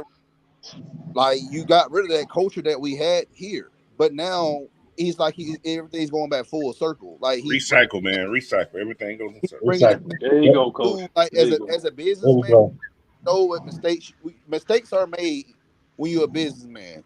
But if you go back and you can kind of like just feel, things can go right. Things you can turn the leaf over and do better. And I think that's what Arthur Blank is doing now. Like, you're bringing everything back. You bringing the old players back. You bringing back the name, the culture of the Dirty Bird. Like, we're actually being more of a physical team, like we were, under when Dan Reeves was here. Mm-hmm. Yeah. The process of what has happened. The process of what happened over the last couple of years is they didn't keep the team balanced. They went offense. Demetro went all offense. He didn't balance the team out. So each year he should have went offense, defense to balance his team out. What he did offense. So that's why the team became such a disaster. I'm gonna call it disaster on defense. And we lost defense. If we had a balanced defense, we would have been a better team, man. So, but that's what Thomas Dimitroff said. Thomas Dimitroff in an interview a year ago, he said that his goal as a GM, he wanted to build an offensive juggernaut. That was the problem. And I'm like, I'm glad you said it because we all knew it. No shit, Sherlock. But right. Yeah, but he forgot what. See, apparently he didn't watch football long enough to understand that defense wins championships. So he left that part. He thought he was in there reading. Do you know why? Do you know why that happened? What? It's Matt Ryan's fault. Yeah, it is Matt Ryan's fault. But it's a shame though, because the man, you literally came from New England. You worked under Bill Belichick in that whole front office. They was proud of building their team off of defense. That don't matter. I know. Don, let me ask you something. You a teacher, right? Something like that. Okay, so when you teach somebody, do you physically take the book and cram it into their head, or you just you instruct them on how to learn? If they don't learn, that's on them, right? It's a balance. Okay, well, see, you can be in a room with a great professor and still be a dummy. Yep. Yeah, you don't learn by osmosis. You don't learn by this happen. But I mean, that's like saying, like, do you believe that for someone, let's say like a KD, right? You would think that someone like that would have better leadership than he would have now. He does not. What the hell he got? How can he be a leader? He can't even lead his own life. That part. You would think I knew that was coming somewhere. I had it in my mind too, but I didn't see it. Just go ahead and go ball. Calm down. Your personal. A lot of people can't get over their ego. It wasn't the fact that Thomas Dimitroff wasn't taught. He just refused to apply what he learned. We say all the time. At Ocean Gate, he did the exact same thing. He heard those people in his own crew tell him, "This is not the business. Somebody gonna die." and he did it anyway. This is how the damn Titanic went down. People do what they want to do. So a lot of these people they know what they doing, but some of them, their egos like, look, yeah, Bill Belichick told me how to, scout defensive players and scout offensive players, but that's not what I want. I want to be an offensive juggernaut. This is D. Coleman. Just so you know, KD is built like a fucking centipede missing some legs. Oh, I said it. Did y'all go back? Yeah. Y'all see what's that? Comment? Yeah, I was going to comment on it real quick. I was going to comment, and Wolf, let me ask you something, man. We from the same area, brother. You know what I mean? Like we both Northeast guys. Now I want to ask you something real quick. Is Wolf a Mets fan though? Now you see, I was getting ready. Yeah, Coach, where's the gunshot? Listen, I'm gonna tell you this. I'm gonna tell you this, Wolf. It's because I know you asked this also when you was on the show this past week. You was asking the same question, like, why are we not talking about Super Bowl? Now, because my realistic expectations from 7-10, I don't think realistically I could say from 7-10 straight to Super Bowl. I want to see what this team is capable of. This team on paper, because I've seen this before. I've seen it with the Eagles when Vince Young was talking about this is a super team. Okay, I remember that. Okay, so yeah. So yeah. Hey, hey, something. See, this is what I mean by when we talk about, especially when he say win now. Who the fuck told y'all that we need to win now? Nobody said. That's the fan base. That's the fan base. Everybody, hold on. Wait. Everybody always think because you feel that way that Arthur is feeling that way. He's probably saying to himself, it's a 3 to 4 year experiment. Right. That's the whole thing. Because you as a fan don't want to be patient or you want to cheer now. Look, no, I don't want my beer 2 days from now. I want that shit right now. Oh, look, nobody want to wait to eat that damn them brownies that coming fresh out of the damn stove. You don't want to wait. You want that shit now. I get it. Your damn tongue. Wait for it. You don't want to wait for it. You know, it's all soft and good. Okay. Wait, well, hold on, Mike. Let me get at him real quick. Yeah. Okay. Now, honestly, okay, because I just had a surge. So this was proves that Thomas Dimitrov is in charge of the grid up here in New York, man. I just had a surge in there. That's why I've been gone for so long. But now let me address you real quick, Wolf. Yes, when you do make the playoffs, you do have a chance to win a Super Bowl. You do. And that's why Arthur Smith said that we have to win the division. You win a division, you go to the playoffs. He's going to step by step. He's like, I finally got the pieces that I got, and now it's time to roll. That's what Arthur Smith is saying. If you notice, like I said, I never seen Arthur Smith smile like that until Bijan came in the room. Yeah. Not with Drake, not with the unicorn, not with Dez. At a time, honestly. And at this step right now, this step is win the division. He knows the division is in flux. He knows that the NFC is in flux. He's like, we can make some noise, but I'm not going to tell the media that. I'm not going to tell y'all that. Yeah. I got a question. I got something. Go ahead, Maggie, how did we build AFN? To give people the blueprint of how we built the process, of how we went through it. It was, slow, steady, promoting. It's like a crop pot, man. You gotta cook it low and slow. Low and slow.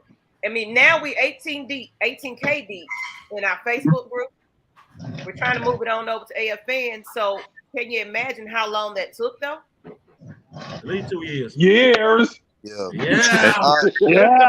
I'm glad y'all brought up 2 years. I got somebody. Do everybody remember the greatest show on turf, the St. Louis Rams? Yeah. All right, hold on.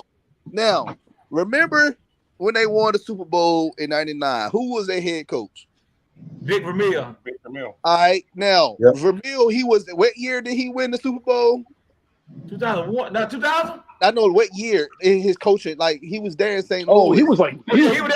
The first time he went to the Super 70-some Bowl. years The first time he went to the Super Bowl was 1980 when they went it was with that far back. But remember though, that was the first time he went to the Super Bowl.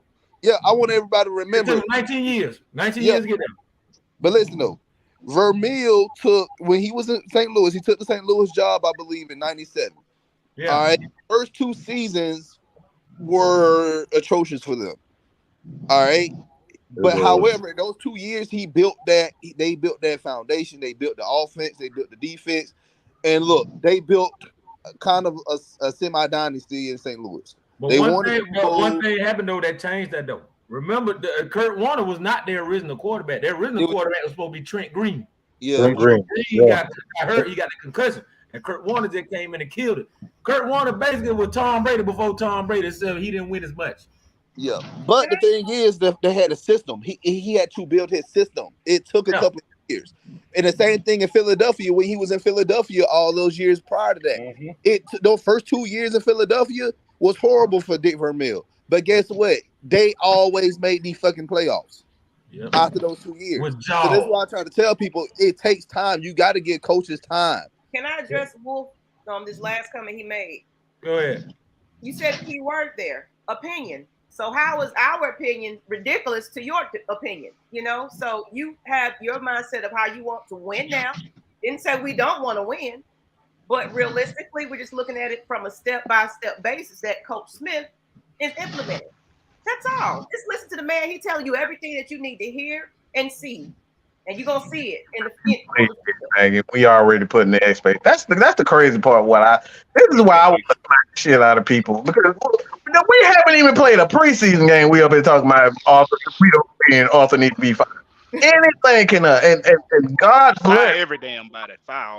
Bro, anything can happen. Some tragedy could happen in the preseason. God forbid that happen, but we don't know what's going to happen until the preseason is actually here. Mike. I think I said one thing. I just wonder why the hell everybody talking about going to Cheesecake Factory.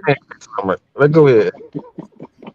But I know one thing. I know preseason. If we lose the first preseason game, all hell. All hell gonna break loose. Oh, But you know what's funny? You know what you damn preseason. Hey, but you know what? I'm gonna tell you right now. That first preseason game, whether it's a win or a loss, is gonna tell you about the fan base. But what it does is it gives the team time to see, okay, is our chemistry together? Are we following? Are we doing our jobs? Those 3 games are get out of jail free cards. The season we went to the Super Bowl, the last season we went to the Super Bowl, we lost every damn preseason. Exactly. So quick question about this whole thing about this preseason thing. Preseason is just like a warm-up. It's almost like a practice. So knowing Arthur's not going to show his hand, guys. He's not going to show his hand. No. That it's first evaluation. Quarter, you may see some of your starters your first quarter. You may. First quarter, you may see Desmond play with the first unit. Then after that, nobody else. Everybody need to win at the end of the day. Again, like we winning over the process, and that's the thing that we keep forgetting. It's a process. Winning. It's not. Chances are that we end up being, since Cincinnati is going through hell right now with defense. Why? Because they wasn't prepared. You got to be prepared to win. This is such thing you have to set up in a way in case if you end up going viral, you get like 1 million people, and if you don't have your channel set up a way so they can like see some of your best videos or like look at a certain aspect, you want to be known for news. Well, if they come in there, you get 1 video and that's 1 million views, and they don't see any damn news up there. It's like it's all for nothing. But you gotta set up your team in a way and your business in a way, because if you don't set it up, you're not going to be prepared for those 1 million people coming in and focusing on the team. Like that's the thing. Go ahead, man. But check this out. Check this out. 'Cause I'm gonna go to you, Ant, because I don't understand why do the Braves get a pass? Okay. What you I don't doing? understand. Mhm. Hold on. I understand what you're saying. Because the Braves are built, not bought. Okay. They Built to are win now. built, and that's why they're Yeah. dominating right now, because they sowed the seeds of success by building up their farm system, and now they are dominating. The New York Mets, I don't even have a hat. I have nothing with a New York Mets. I'm just doing that because I'm from Queens, New York. And you know what? I'm actually dropping my affiliation with that team as of right Come now. on, man. Yo, so Come on home. Mets. Come on in the room. On the winners. No. We got No. chicks over there, man. man. We got chicks. Come on home. But Come what on. I'm saying is this, because what I'm saying is this is that when you look at the Braves, they got a pass over the years. When you look at Georgia, they got a pass over the years, and look at how they're dominating. 2 straight years national championship. Why with the Hawks? Maybe it's a bird thing. Okay, why with the Hawks and the Falcons that people lose their ever-loving minds with this team? These teams, rather. And I'm going to look at you because, like I said, you got Trae Young, and you can build around him. No, they don't want to do that. Let's uproot the entire team. Because why? Because we got to keep up with Giannis. We got to keep up with Embiid. We got to keep up with them. But I'm going to get Ed, because I haven't heard from Ed in a while. Go ahead, Ed. What you think, man? Look, I know you got one, Coach. Somebody has said this in chat earlier. Let's not forget how long it took Bill Belichick to get this shit right. Right. When his whole, from Cleveland, when he was in Cleveland, it was a shit show from the beginning. Yeah. And then even when he got to New England, it still was a shit show. So why is it all of a sudden when it's Atlanta, it has to be right now? Why? I know because why. it's South New York. That's how they act like up here. Sir, Yeah. boy, you got that. I know why. Yeah. The Braves have a history of championships. The Braves won championships. The Bulldogs won natties. Like the Hawks and Falcons have yet to win anything. That's true. Right. Plus, that's true. So we're waiting. It's just like you're waiting on that first one.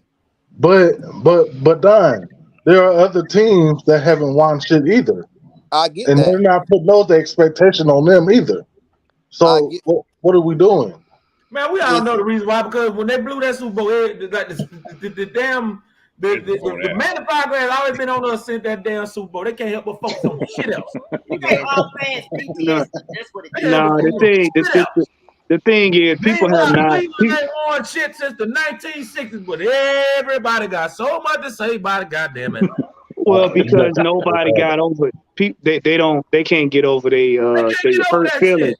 Yeah, they can't get over their hurt feelings about a team. Like, don't you? And I'm put like this. Don't you think the people in Athens had their feelings hurt many a times when Georgia won winning the championship? Yeah, don't you think? Don't you think they was tired of hearing about Alabama? You know how many people I used to see. You know how many people say Roll Tide come in droves. You know how tired people in Athens was hearing that.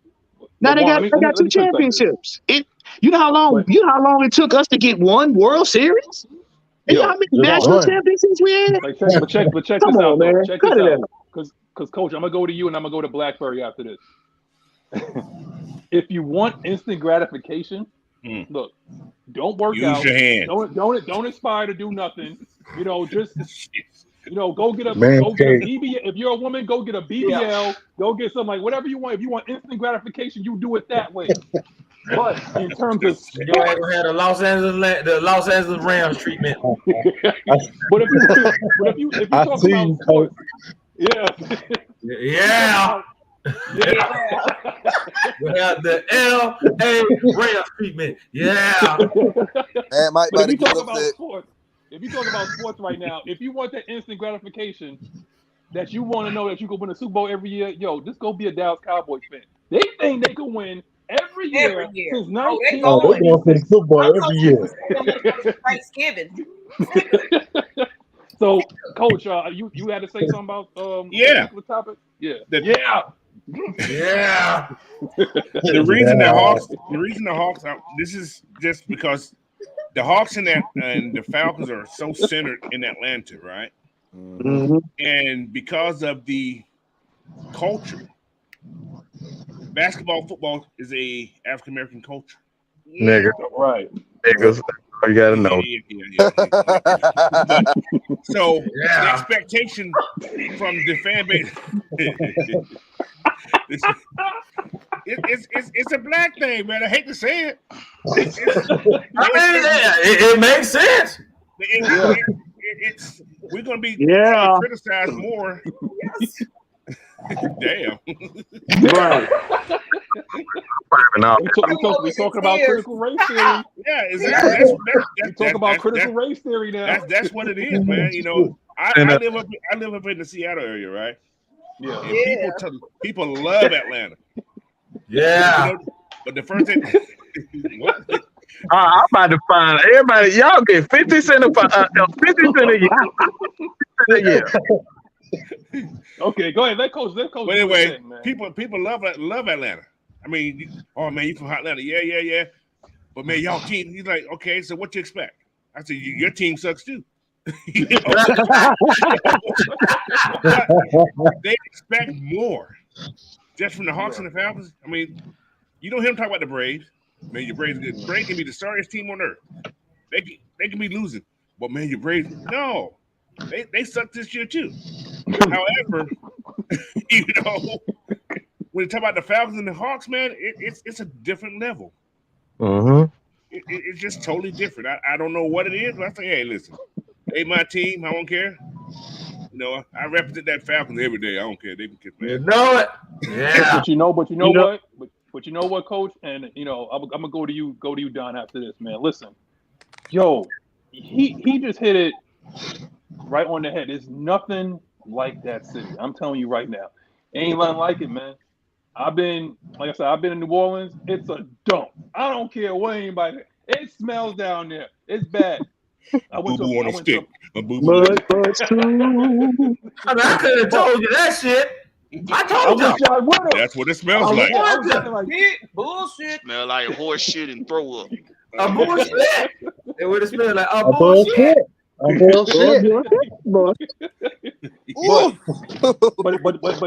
the thing though. It's like it's media driven because nobody kicked the Jets like when they were down like this. Oh. Nobody kicked it. I mean, yes, the Browns was a joke, but they didn't kick it the way they do us. Okay, the Raiders was the same thing. They don't kick it the way they do us. Miami was the same thing. It's a cultural thing, and when the South finally rises again, and it seems like it is too, because temperature is rising. Okay, now everybody is starting to backtrack. It's like, oops, I misspoke. I'm sorry, Maggie. What you think? Oh, I'm supposed to go to Don. Well, I go to Don. I'm going to Don. Let me. Yeah, go ahead, Don. Yeah, I agree with you on that, man. It's just like we said, like, and this is the question I bring up. All right, who in here, well, who have or even know the ideal of martial arts, karate? Yeah. So when you sign up for karate, they just automatically go give you a damn black belt. I do. Absolutely not. Hell no. You can try if you want to, and you go get your feelings hurt. Yellow belt. It took me 7 years to get there. It took me 7 years. Yes, and karate belts are earned. They're not process. Kung Fu ain't no different. Yes, they are. If you can't master certain things at that level, guess what? You're not getting. And then with the just belts, because with a belt you got to get stripes with the belt. Yeah. Well, it depends on what style you take. With Taekwondo, you got a red belt, but in karate, the style I took, you had to get 3 stripes with brown before you get the black. With Kung Fu, it's the same thing because all you get is the red sash, but you get stripes based on your level. But the thing that people don't talk about in martial arts is each level is a lifestyle. You have to live it. That's the difference between somebody that's good and great. A person that's good just knows the martial art. A person that's great lives the lifestyle. So it's second nature. And in my opinion, the backlash from football came from when we got to the Super Bowl because we proved that we could actually get to the championship. 98 proved that we could get there. And that has been our expectation ever since. So now it's like we got there, we should be able to win. And 16 was a letdown because we thought we were going to win it. That's why people can't get over their pain. You know what, too? Like Wolf, you saying it's not a fair comparison. You must have not seen the Braves in the 80s because they really don't. Bruh. Dale Murphy era. Chief Nakahoma.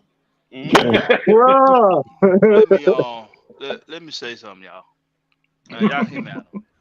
Now, the most popular cities in this world: New York, Los Angeles, and Atlanta. Yep. Yes. The city of Atlanta. Mm-hmm. When you think about Atlanta's not even close, bro. It's New York, LA, Chicago, Philly, Houston. No, I'm talking about in this world. In this world, Atlanta is up there with New York and Los Angeles.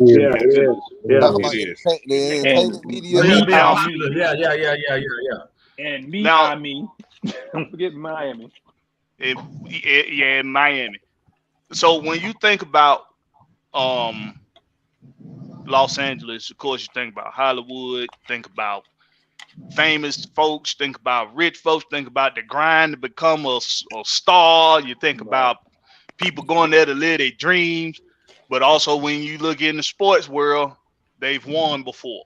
They've won in multiple sports. Same thing with New York. Just a different environment. Atlanta is that city that a lot of people are looking at because they talk shit, and I think this is something that ain't been talked about before. They talk shit about Atlanta because it really deep in their hearts, they want to be here and they do want to see us win. Mm-hmm. They want to see a city like Atlanta win. And we can talk about all the different aspects of it, but when it comes to the Falcons and to the Hawks, football and basketball especially are the most popular sports in this world outside of soccer. Mm-hmm. When we built Mercedes-Benz Stadium and Arthur Blank formed Atlanta United. Mm-hmm. Atlanta United in 2 years, the most popular sport in the world, won a championship. Yep. Mm-hmm.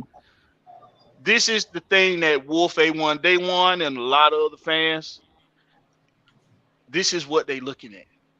They're looking at the fact that this city, as great as it is, it's time in the most respected sports in the world, in basketball and football, it's time for them to start winning.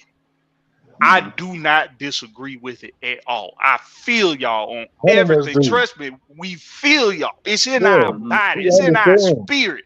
It's in our hearts, our bones. It's in everything of my being to see the Atlanta Falcons and the Atlanta Hawks win. I really feel like the world will celebrate when the Falcons or the Hawks win a championship. Not just our city, the world will celebrate. But this is the thing, y'all. As much as it hurt to see them get so close, but don't get it. As much as that hurts, there still has to be a process. Parity. I look at the Pittsburgh Steelers and I look at Mike Tomlin. Mm-hmm. You do not hear this about the Pittsburgh Steelers and Mike Tomlin. Nobody's putting Mike Tomlin on no hot seat at no point of any year. Mike Tomlin's job is safe.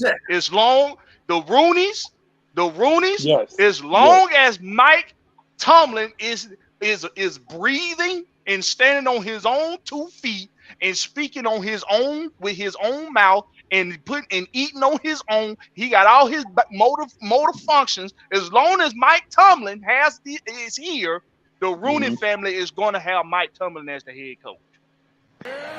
Ain't nobody asking them in no interview about if they gonna be firing Mike Tomlin. Ain't nobody asking them in no interview is what's the timeline for Mike Tomlin? What's the timeline for the team? But you want to know why? That's the culture, because, and this is what Wolf A1 Day One, and this is what a lot of other fans, this is what they want. They want the Mike Tomlin effect. So they want to see winning now, because it does have to start somewhere, y'all, and they want it to start now.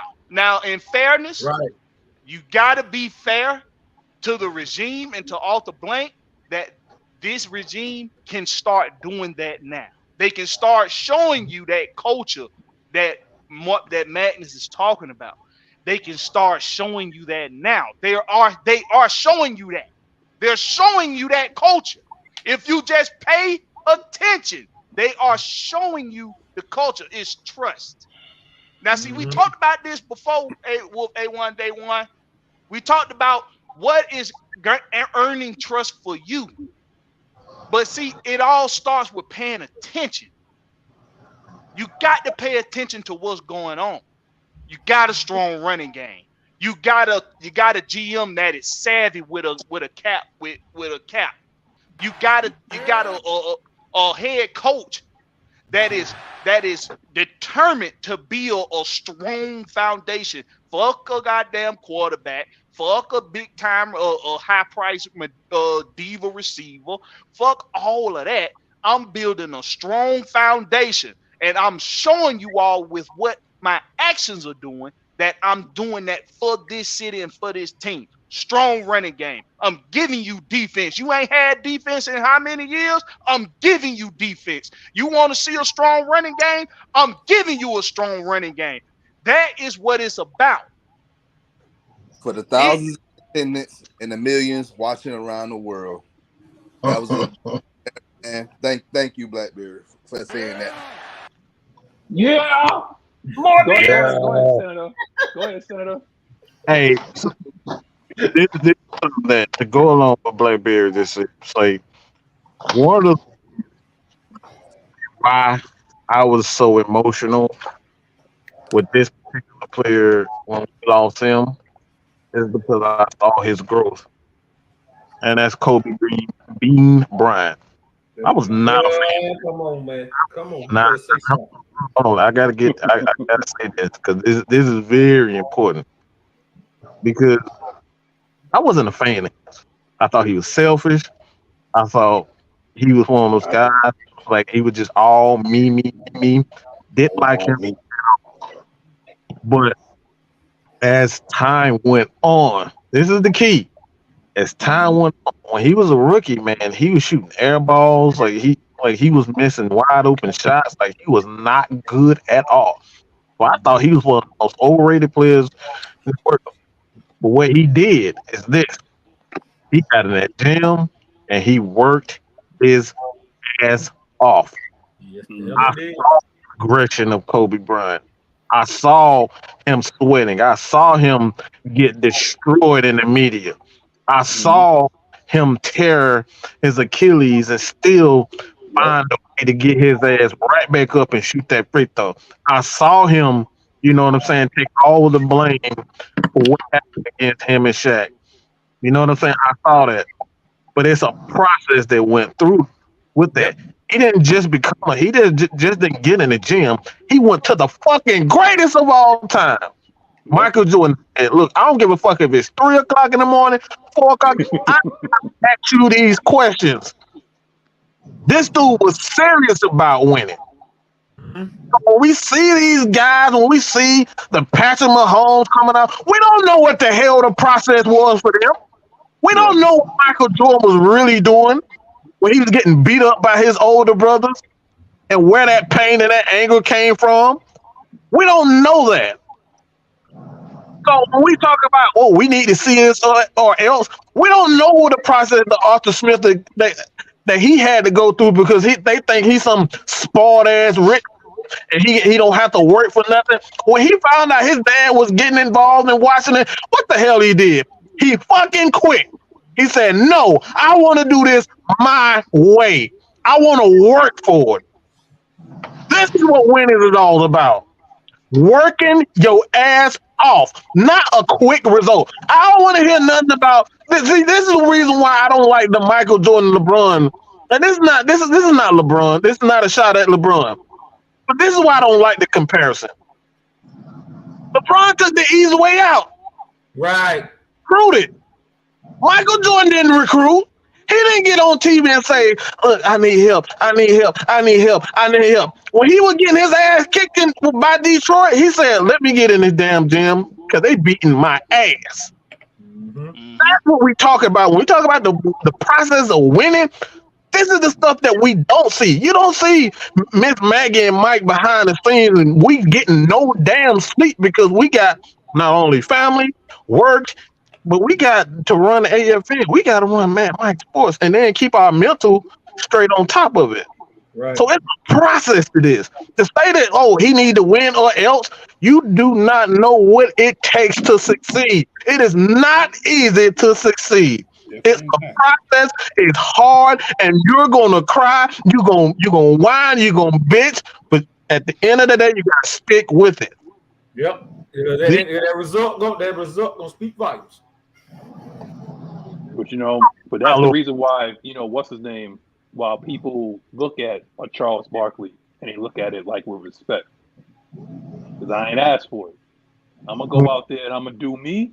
And whatever happens, happens. Like that's just what it is, Now that, like I said, again, this ain't no shout out to LeBron because LeBron is one of the greatest of all time. He is. Yeah. He is. I ain't gonna say he's the greatest, but he's one of them. No, he's one of them. But the thing is, the thing about, like I said, we going off the rails here. But again, I always said this, and I always hated when people used to compare LeBron to Jordan. The only thing that's comparison with them is the powder toss and the number. That's all. Okay, that's it. LeBron James is a bigger Magic Johnson. That's what he is. Exactly. That's what he is. Yeah. He's a bigger Magic. He's a playmaker. That's what he is. And you want me to tell you why? You want me to tell you why? Because it's Matt Ryan's fault. It's Matt Ryan's fault. That's right. But again, we're gonna get into the Q&A right now. Hit us with all your questions because I know we hit y'all with a lot, going on right now. But hit us with your questions. You got questions, we got answers. Now you got anything to add to that? No. I mean, we pretty much said everything, and appreciate you, Wolf, though. Everybody got a matter of opinions and how they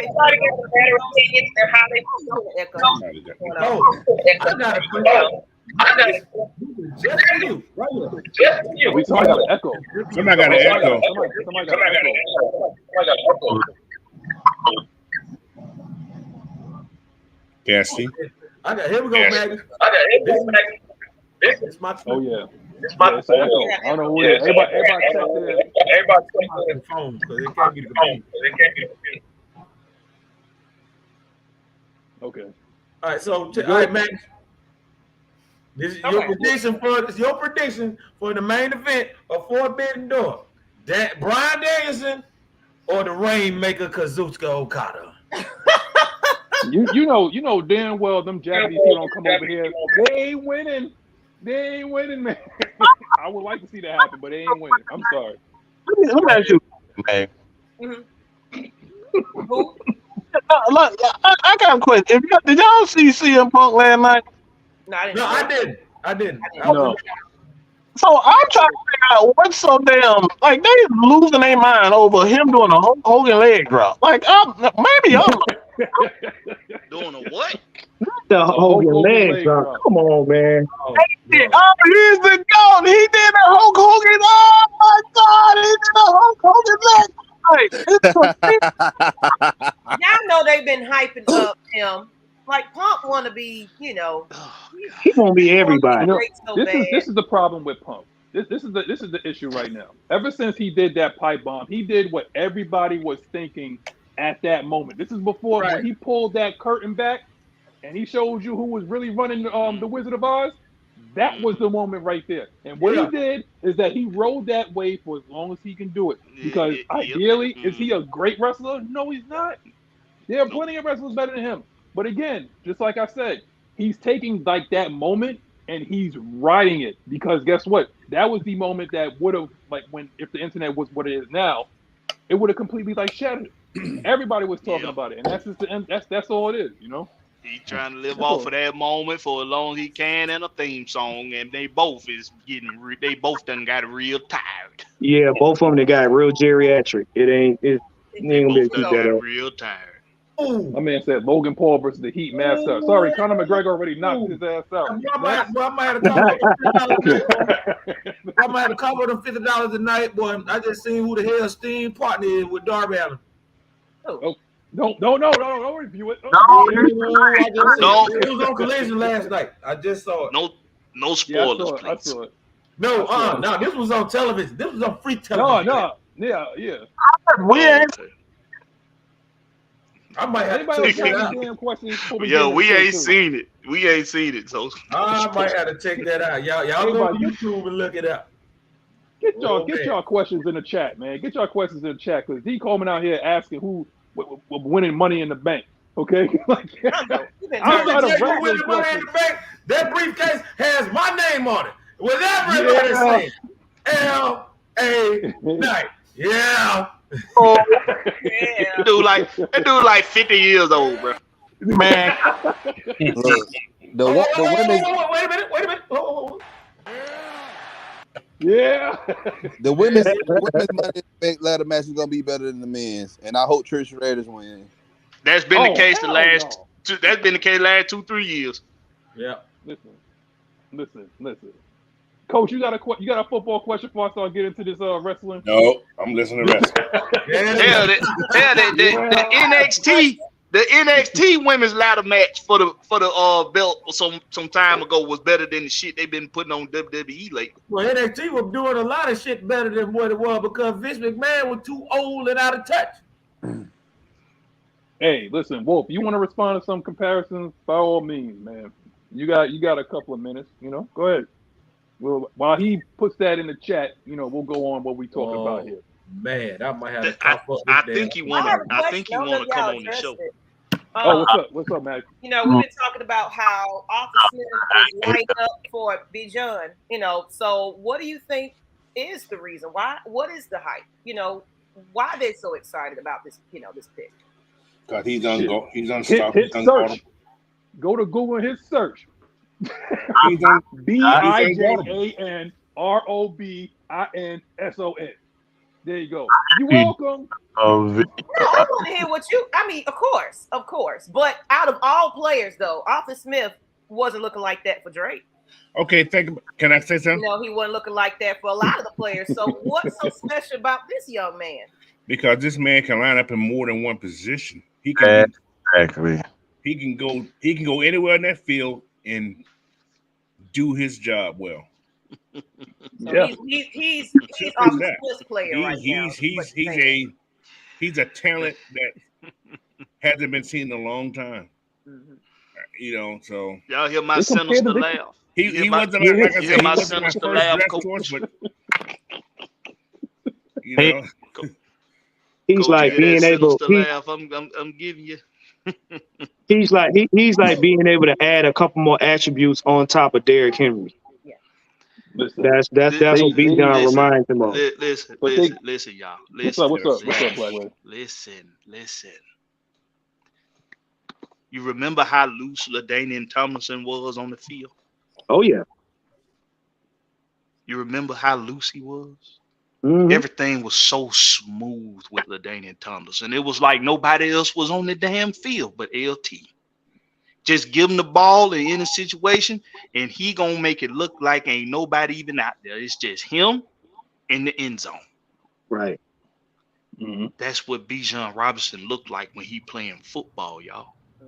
Except it looked like the boy moving on air. It's just like he's moving on water. That's what folks see when a coach see that on either side of the ball, defensively or offensively. I got a guy that literally I can give him the ball in any situation, and it's a good chance. Ain't nobody even gonna touch him. Right. Smith like his versatile players. He like young CP. That's what he is. Everything is smooth about that guy.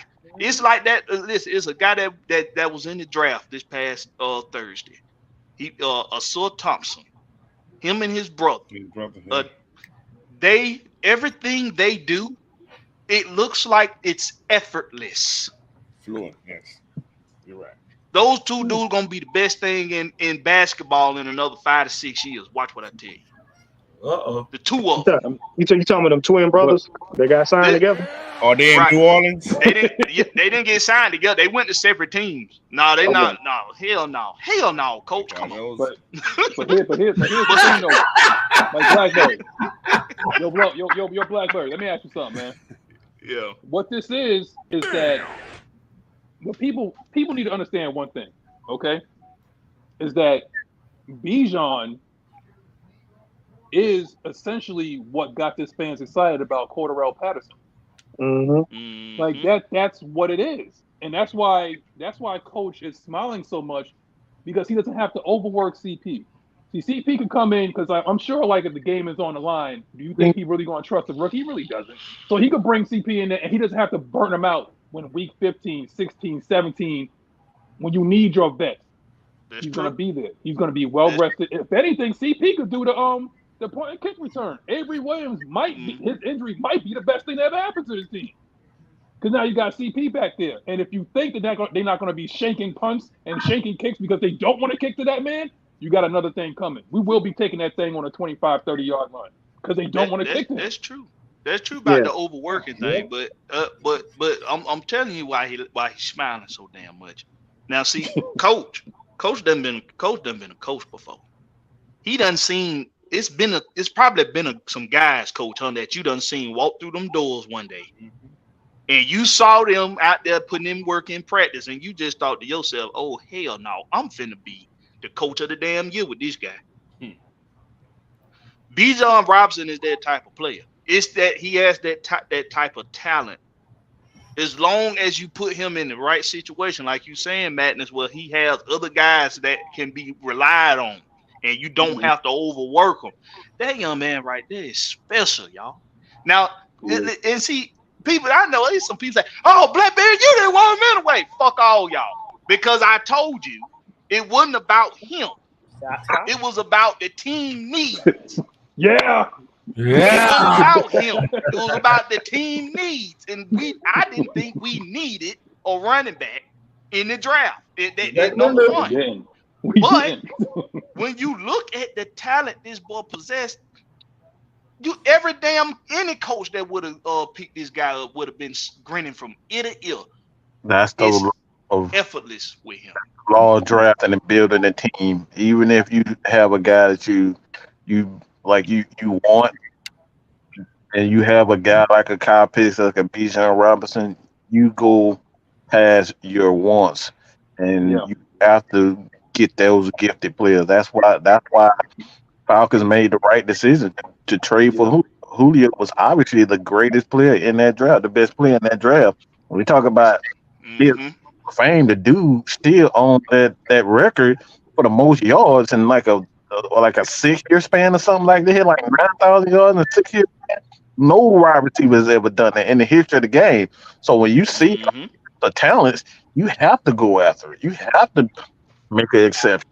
Yeah, and that's the thing, man. Like we read stuff about Bijan when experts saying that he's the second coming of Walter Payton. Everybody comparing to LT. I heard LT. LT is a great comparison too, but people went way back to Walter Payton. Yeah, I'm like, bro, like, who's ever compared any running back in the past 10 years to fucking Walter Payton? Right. Yeah. Sweetness was smooth, man. Sweetness was smooth. He was smooth and will run you smooth over. And that's what Bijan can do as well. But here's the thing, though, Don. What also we have to keep beating. We got to keep beating this drum here. Bijan's not going to get the ball 25 times again.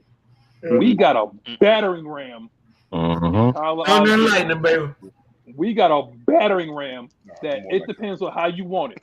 And that boy done got bigger too, Madness. You seen him? You seen him, man? That boy done got even bigger. Yep. He more like an asteroid now than a battering ram. That dude went to the offseason and ate the sun. That's what he did. That's why the sky was so orange up here in New York. Well, see. Look at it this way. But look at it this way. Why you say that? Think about it. You got a running back that's elusive and that's powerful, and then you got one that's blunt force trauma. But you know why he? You know another reason why he ain't got to get the ball 25 times a game. You know another reason why he ain't got to get it that much. Because when he get it, he gonna eat for about 15 yards a goddamn. Okay. The holes. Excuse me, Manscaped. The holes that man's gonna be running through. Manscaped. Wait. We got a special guest that popped in, man. Shout out to the Flying Hawaiian in the building, man. Oh, what's up, the Flying Hawaiian? What up, man? Sir, what?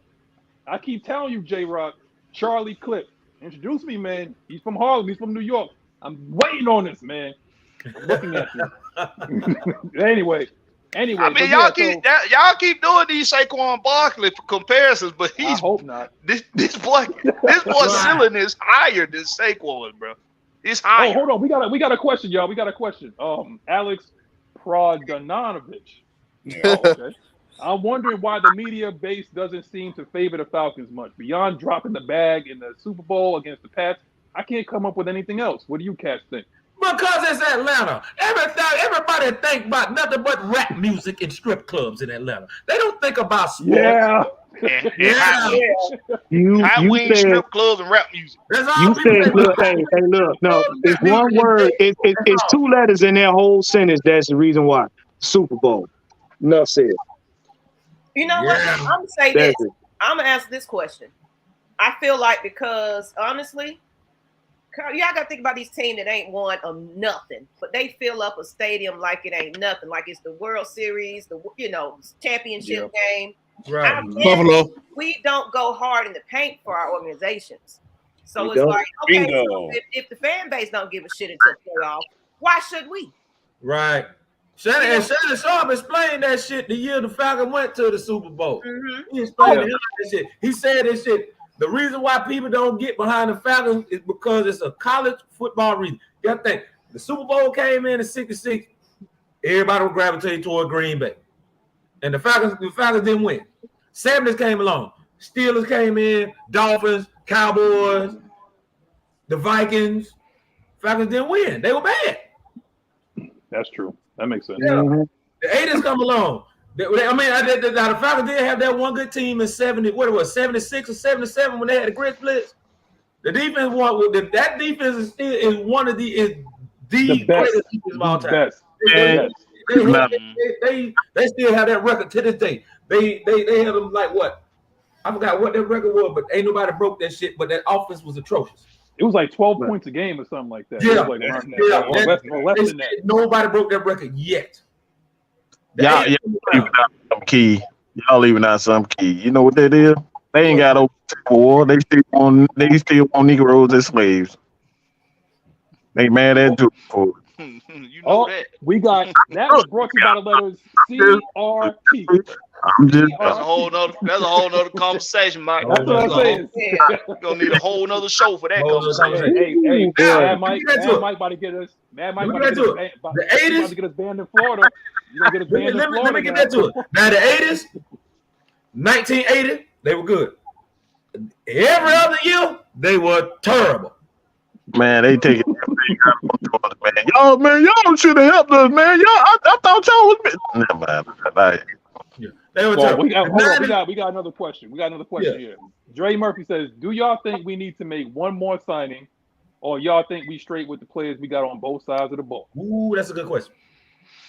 Because everybody talk about Danielle Hunter, so I mean, Danielle Hunter. Hey, I seen the folks talking about Kenny Golladay.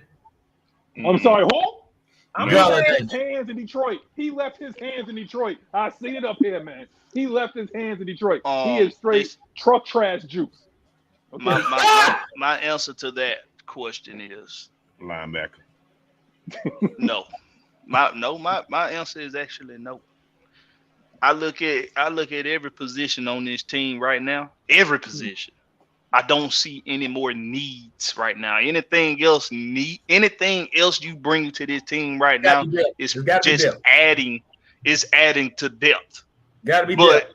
But if I'm being real and I'm looking at every position on this team, now let's be real, y'all. You're not gonna have the depth at every position. It's gonna be it's gonna be a couple positions where if you lose a guy, you probably gonna lose some solid production at that position.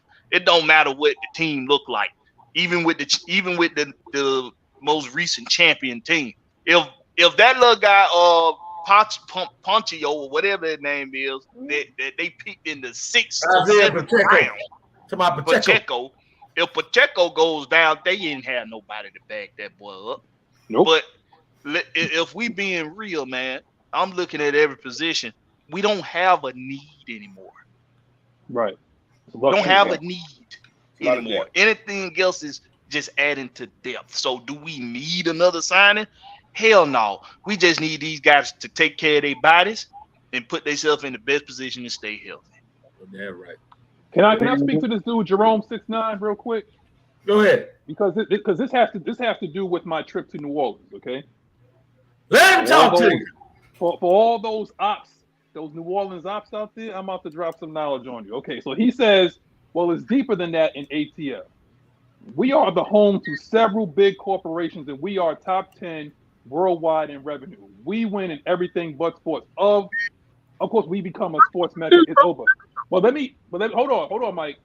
When I went to New Orleans, when me and my lady got into the Uber, this is what he told me. He said a lot of people from New Orleans went to Atlanta and it totally became a Falcons fan. He said they built up Atlanta. He said I wish that the people that we have here can build the city the way they did in Atlanta. Sounds like a little bit of jealousy and whatnot, but they said they wish that they could have did what y'all did in the city of Atlanta. Yes, that place is Black Hollywood. For example, that man, Tyler Perry, just acquired BET and is about to build a freaking airport. Where? I don't know, but he has all that money down there. Well, from what I heard, it ain't true yet. They say it ain't true. It ain't set in stone that he got BET yet. It just got to go through the what's called. It has to go through the Trade Commission, Federal Trade Commission for the it's going CCC, FCC. But anyway, the thing is, like, it's not about money though. It's not about money. Like, if you want to make money, it's not about going to LA, Chicago, or New York anymore. You could actually become great down in the South as well. Yeah, that's probably where everybody's problem is now. They didn't expect y'all to be what y'all was unless like you was in Texas where it was like oil money. They didn't expect y'all to build what you build. That's why I said about the Braves, it's built, not bought. People don't understand that over the time of cultivating excellence and greatness, it develops a culture. That's why they call you guys Black Hollywood. That's why I'm connected to the city. But just to talk about Tyler Perry, you guys talk about the airport. On Fort McPherson, there is an airfield there. He cannot land a plane there, but he can land a helicopter there. So he's trying to be able to land his planes there instead of going to pay on the outside. Spirit Airlines can land there, Coach. Spirit Airlines can land there.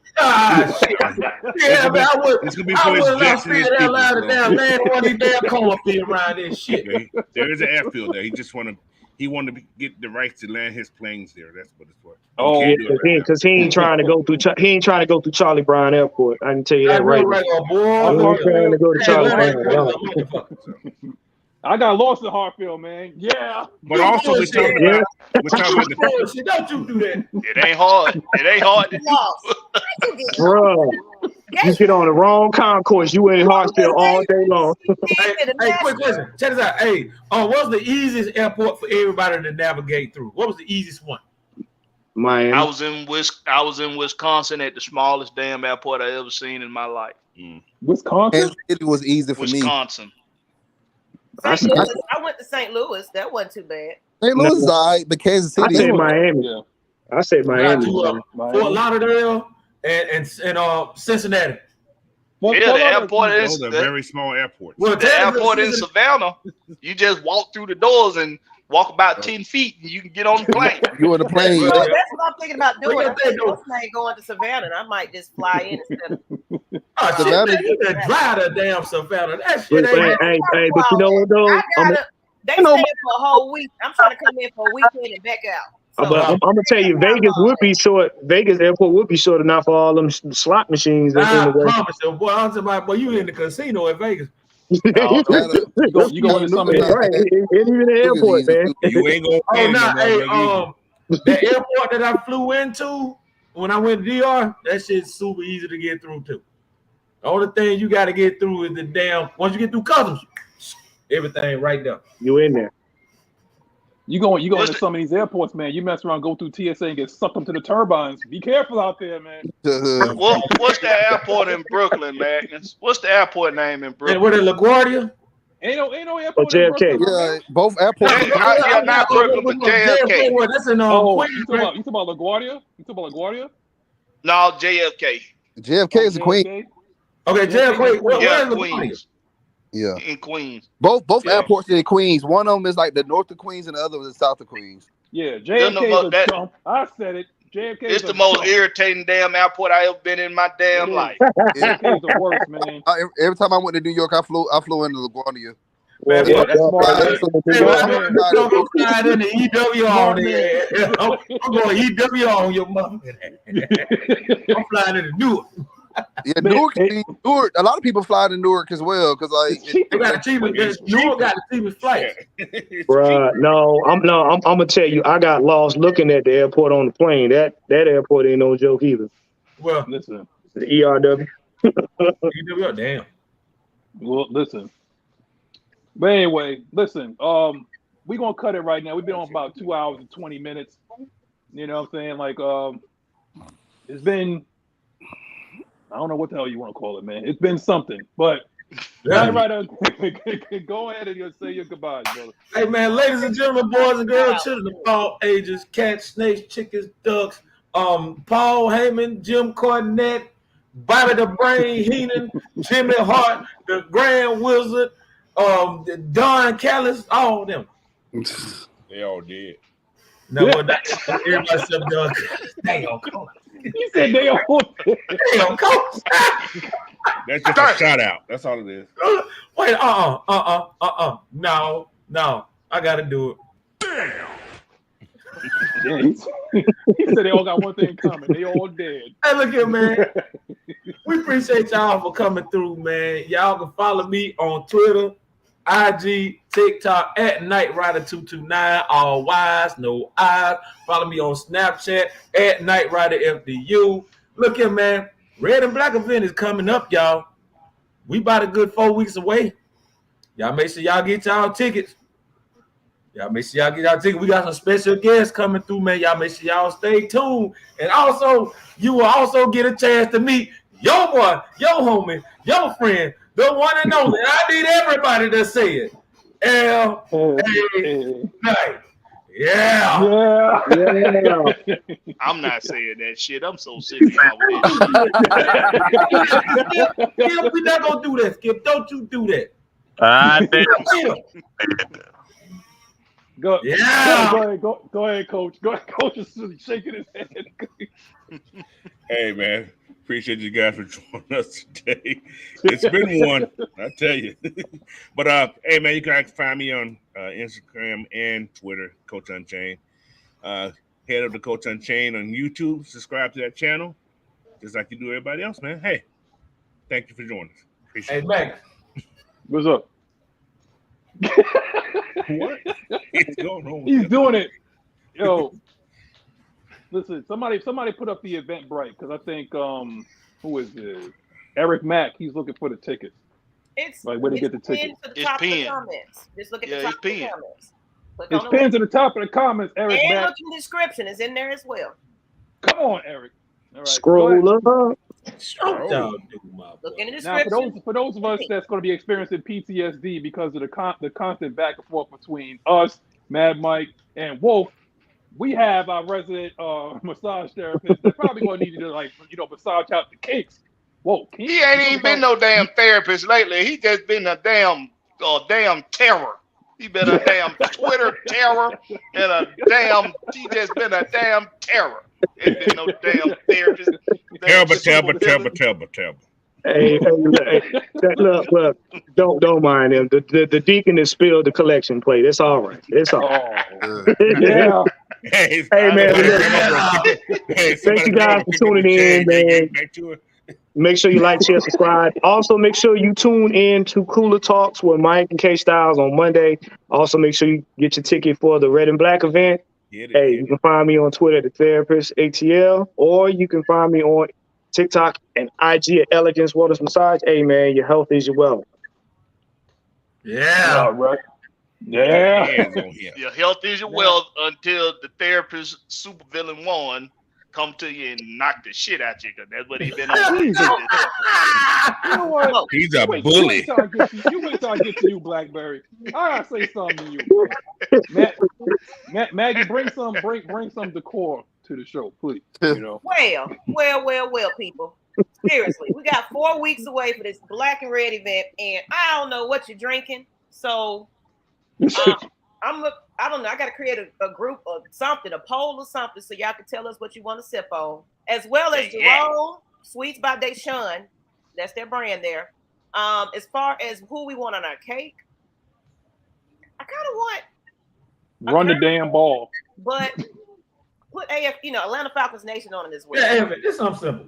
Yeah, something simple. It got to be, we cool. Just whatever you decide. Be creative. As long as we got Atlanta Falcons Nation on there, so I can get me a nice little picture of it. That'll be beautiful. Kick anime. Put we're the positive content creators. Listen.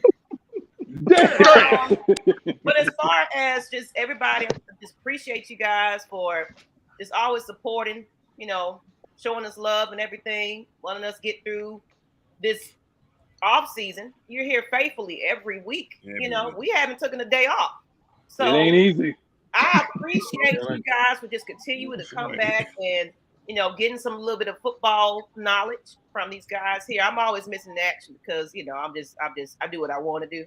So but like I said, if you in these streets, say hello, say what's up, and continue to donate to our Cash App, Atlanta Falcons Nation. All proceeds are going towards, now to explain the $10 donation, it's going towards supplies for the kids for back to school. We haven't decided what we're going to do to distribute that yet, but we'll let you know. Once we get our donations in, we'll tell you where the proceeds are going to go. And I'm thinking about maybe making it a group activity. If anybody want to participate in that, we'll let you guys sack race, details. a three-legged race. My behind now. If you lose, you don't get no pencils. I want Magnus and Mike to be partners in the three-legged race. Oh my Lord! You know what? We could possibly maybe a small little gathering in the park, but it ain't gonna be like a huge, AFN event. But if a couple of people want to get together and do like a back to school, drive or something, let's coordinate that. I'm looking for all vendors, all people that just want to kind of get their business out there, but is also wanting to contribute to this back to school thing. Let's get it together. So these tickets, you're going to eat good, you're going to drink good, we're going to party, have DJs, trying to invite some guests on. We ain't going to spoil it too much because we got to we got to get them as solid in there. We will have some line dances for people that like the line dance. Night Rider. Wear your cowboy hat. I know Night Rider going to get Don't sit down around the square. But I'm looking to have some performers, some local talent as well. So we just want to highlight everybody that's a Falcons fan, and we just appreciate everybody that just still want to represent our Falcons in this off season, because it's going to be an exciting season. So why not start now to get hyped? And we're going to be at Flowery Branch. You just got to figure out. Because training camp starts that same week, the next week. Guys, yeah, what I'm saying. Now we got to figure out Flowery Branch meet up, but we're going to get to that soon. Yeah, I got to be in there deep. But to the senator, right. Since y'all niggas done talk for 2 hours, I'll say this. And Wolf, we love you. We love you, Wolf. Yeah, man. It's all love, man. Of his ass, love them damn Northerners. Nah, I'm just fucking with you. Oh my God. Mom stayed in New York. She actually went to high school up there, so trust me, I know what it's like. Northerners are acquired taste, all right? Not everybody's like Magnus. They got sense up there, okay? I'm gonna just say that. He the only one that I've seen.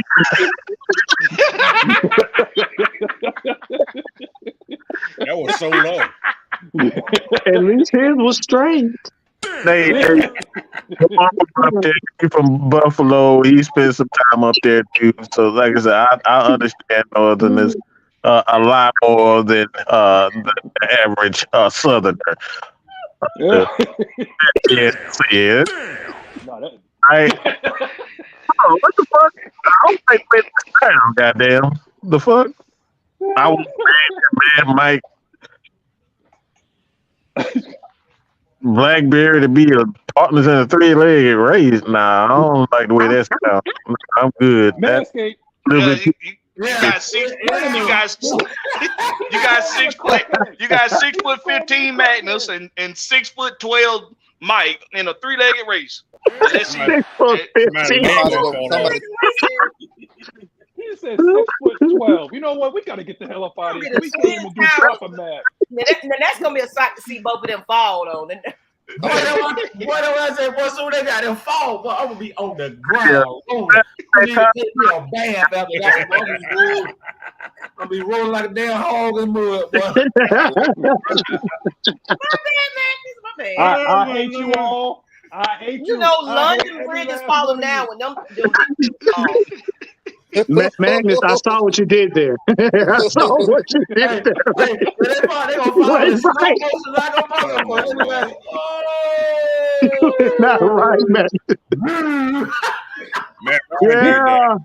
This is all Matt Ryan's fault. It's all right, absolutely. Right. Look, go. What you know? What Blackberry? Go ahead with this fight. Yeah, shot fired.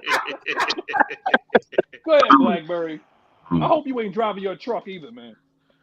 Nah, I'm at home. I'm waiting on my hairstylist to get here. I need my head to get. No. Yeah. But home team. Y'all know what time it is with me. You know what time it is. It's the home team and nothing but the home team, baby. I got some big things in the mix and behind the scenes. I'm working in quiet. God told me don't show everybody your hand, so that's what I'm doing. I'm just working in silence in the background. But I got some big things coming for you all. I'm working. We got the Rex Pit on Thursdays. Y'all already know that 6:30 Eastern Daylight Time. Y'all make sure y'all are in attendance every Thursday, and that's Blackberry Rex, no C, just the K. And that's it, man. Y'all know who to find me. It's the same thing on Twitter, on Twitch, on YouTube. I always get the K in. Like you should kick the K out. Like goddamn. No C, just the K. Now if I kick the K out, then I'll be like Black China, and I ain't trying to be. Oh man! I'm no Kardashian. Don't do that, Skip. Don't do it. Don't do that, Skip. Don't do that, Skip. Damn. Hold on, People look me up, they see Black China sitting on a goddamn pipe. You hear this right here. That's what you gonna hear.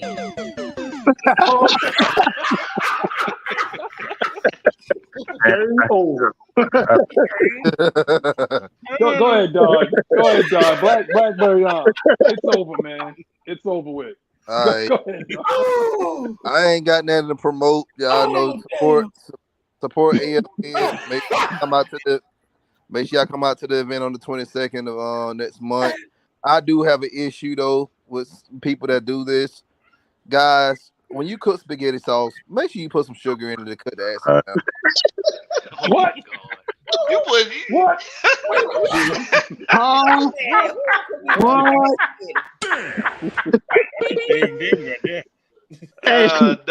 about to show Don how to make some spaghetti. I know how to make it. You don't put no sugar in no spaghetti. You don't put no sugar. Put no sugar in sugar in right here is Kool-Aid. Bro, you put just a teaspoon of sugar. Yeah, you put a teaspoon of sugar. Let them summer hill pots. The Italian spaghetti has a little sugar in it. Does. I'm just saying. Y'all talking to a chef, man. I know how to cook. I done worked that restaurant. I don't give a damn how good of a chef you. You put them damn sugar in those Put a tinks, man. Put a tinks. Man, not on the noodles. Not in the noodles. That is not cheese. What is happening right now? What is going on? You know what? I don't like the sound of that. You better not be putting no sugar on your noodles. Don't put no lemons in that damn thing. No. Not in your noodles when you make the sauce. Have y'all made sauce from scratch? Y'all ain't never made son in here listening to y'all. Hey, I'm in agreement with you, brother. I got you. I know I can eat. I know I can cook. When Magnus finishes his field, go ahead and cue it up. You know what? But anyway, like you when you make sauce from scratch, you're supposed to put just a little salt, just a little sugar. Not a lot. But, a superstar in the back, man. We got a superstar. My boy Dill in the back, man. You got to get Dill hand, man. Yeah. That was my homeboy. That was my homeboy right there. Yeah. That boy good. That's my homeboy right there. That's my dog, boy. Yeah, that's what I'm talking about. But you know what? I guess it's on me because I gotta sit there and I gotta say that I hate you all. You know, I was in 2 hours and 35 minutes. I was called a crackhead by ATL Leo. You are banned from the next show. He said you look like a crackhead. He didn't call you a crackhead. If it looks like a duck and quacks like a duck, it ain't a damn mongoose, Blackberry. Okay, he is banned from the next show. Don't even show up. If I catch him slipping, man. Maggie, before we go, I'd like to bring on a very special guest, a good friend of mine, man. Ladies and gentlemen, I want to introduce y'all to my dog, Player the Mayor, the Dean of Good Shape University, man. I gotta get a shirt, man. I gotta get a shirt eventually. Yeah, they do the music reviews on Mondays, man. They do the interview, dog. My dog, talk to me. Hey, man, I ain't gonna lie. I be watching y'all. While he be on here live with y'all, I be on the room. Yeah. I gotta be a viewer. I gotta get y'all the viewers, so I gotta support the We appreciate you, homie. Appreciate you, man. Yeah. Maggie, what's up, baby? We in good shape. What's up? I was telling Frog that I want a shirt. I need a T-shirt. Listen, ain't no soliciting on AFN. Ain't no soliciting. What's wrong with you? We gonna send your shit. Matter of fact, he got his family is in New York City right now. Brooklyn, stand up. They over there. Oh. Yeah. Look like Magnus might be a dead man. Don't do that. Hey, we got y'all, man. Magnus, you come to the event. He's gonna be there. Y'all see Magnus? Excuse me. He was what, martial arts? Yeah, I told you. Same time. Mother. That man is like Sagat, man. He like 6'7" doing tiger. Hey, y'all don't ever remember Kareem Abdul-Jabbar when he was He was in that movie. I'm gonna tell you something. When you got naked homeless men, with lotion running up on you at the job, man. I had to. I got a question for you. Lather them up. They want you to lather them up, huh, man? Was he not ashy anymore? Kill the music. Yo, it's it's game over right now because we ain't gonna be here next week. He's no longer ashy. He's just Put this lotion on my knees. Yo, coach, I'm telling you right now, that dude just finished, gave himself a good yank, and he was just spreading that shit like all over my train. No. That's scary. Spanish mouth, man. He in New York Yankee. Well, he's on a train. He got a little protection. I drive a damn bus. Imagine me with the bus. That's good. He's on a train. No, it ain't good. Lotion for your Magnum. You know what? I talk about. You know what? We talk about Jergens. You know what? Again, I hate everybody, man. I hate ATL Leo. I'm banning you next week. I don't want to hear nothing from you. Don't hit me up on Twitter. I swear to God, ATL Leo, it is on. Now, put this Jergens on my booty cheeks. Now, excuse me, because I gotta board up the windows because I think I might have some beef in Brooklyn, so I gotta stay away from the windows. Yo, we out of here, man.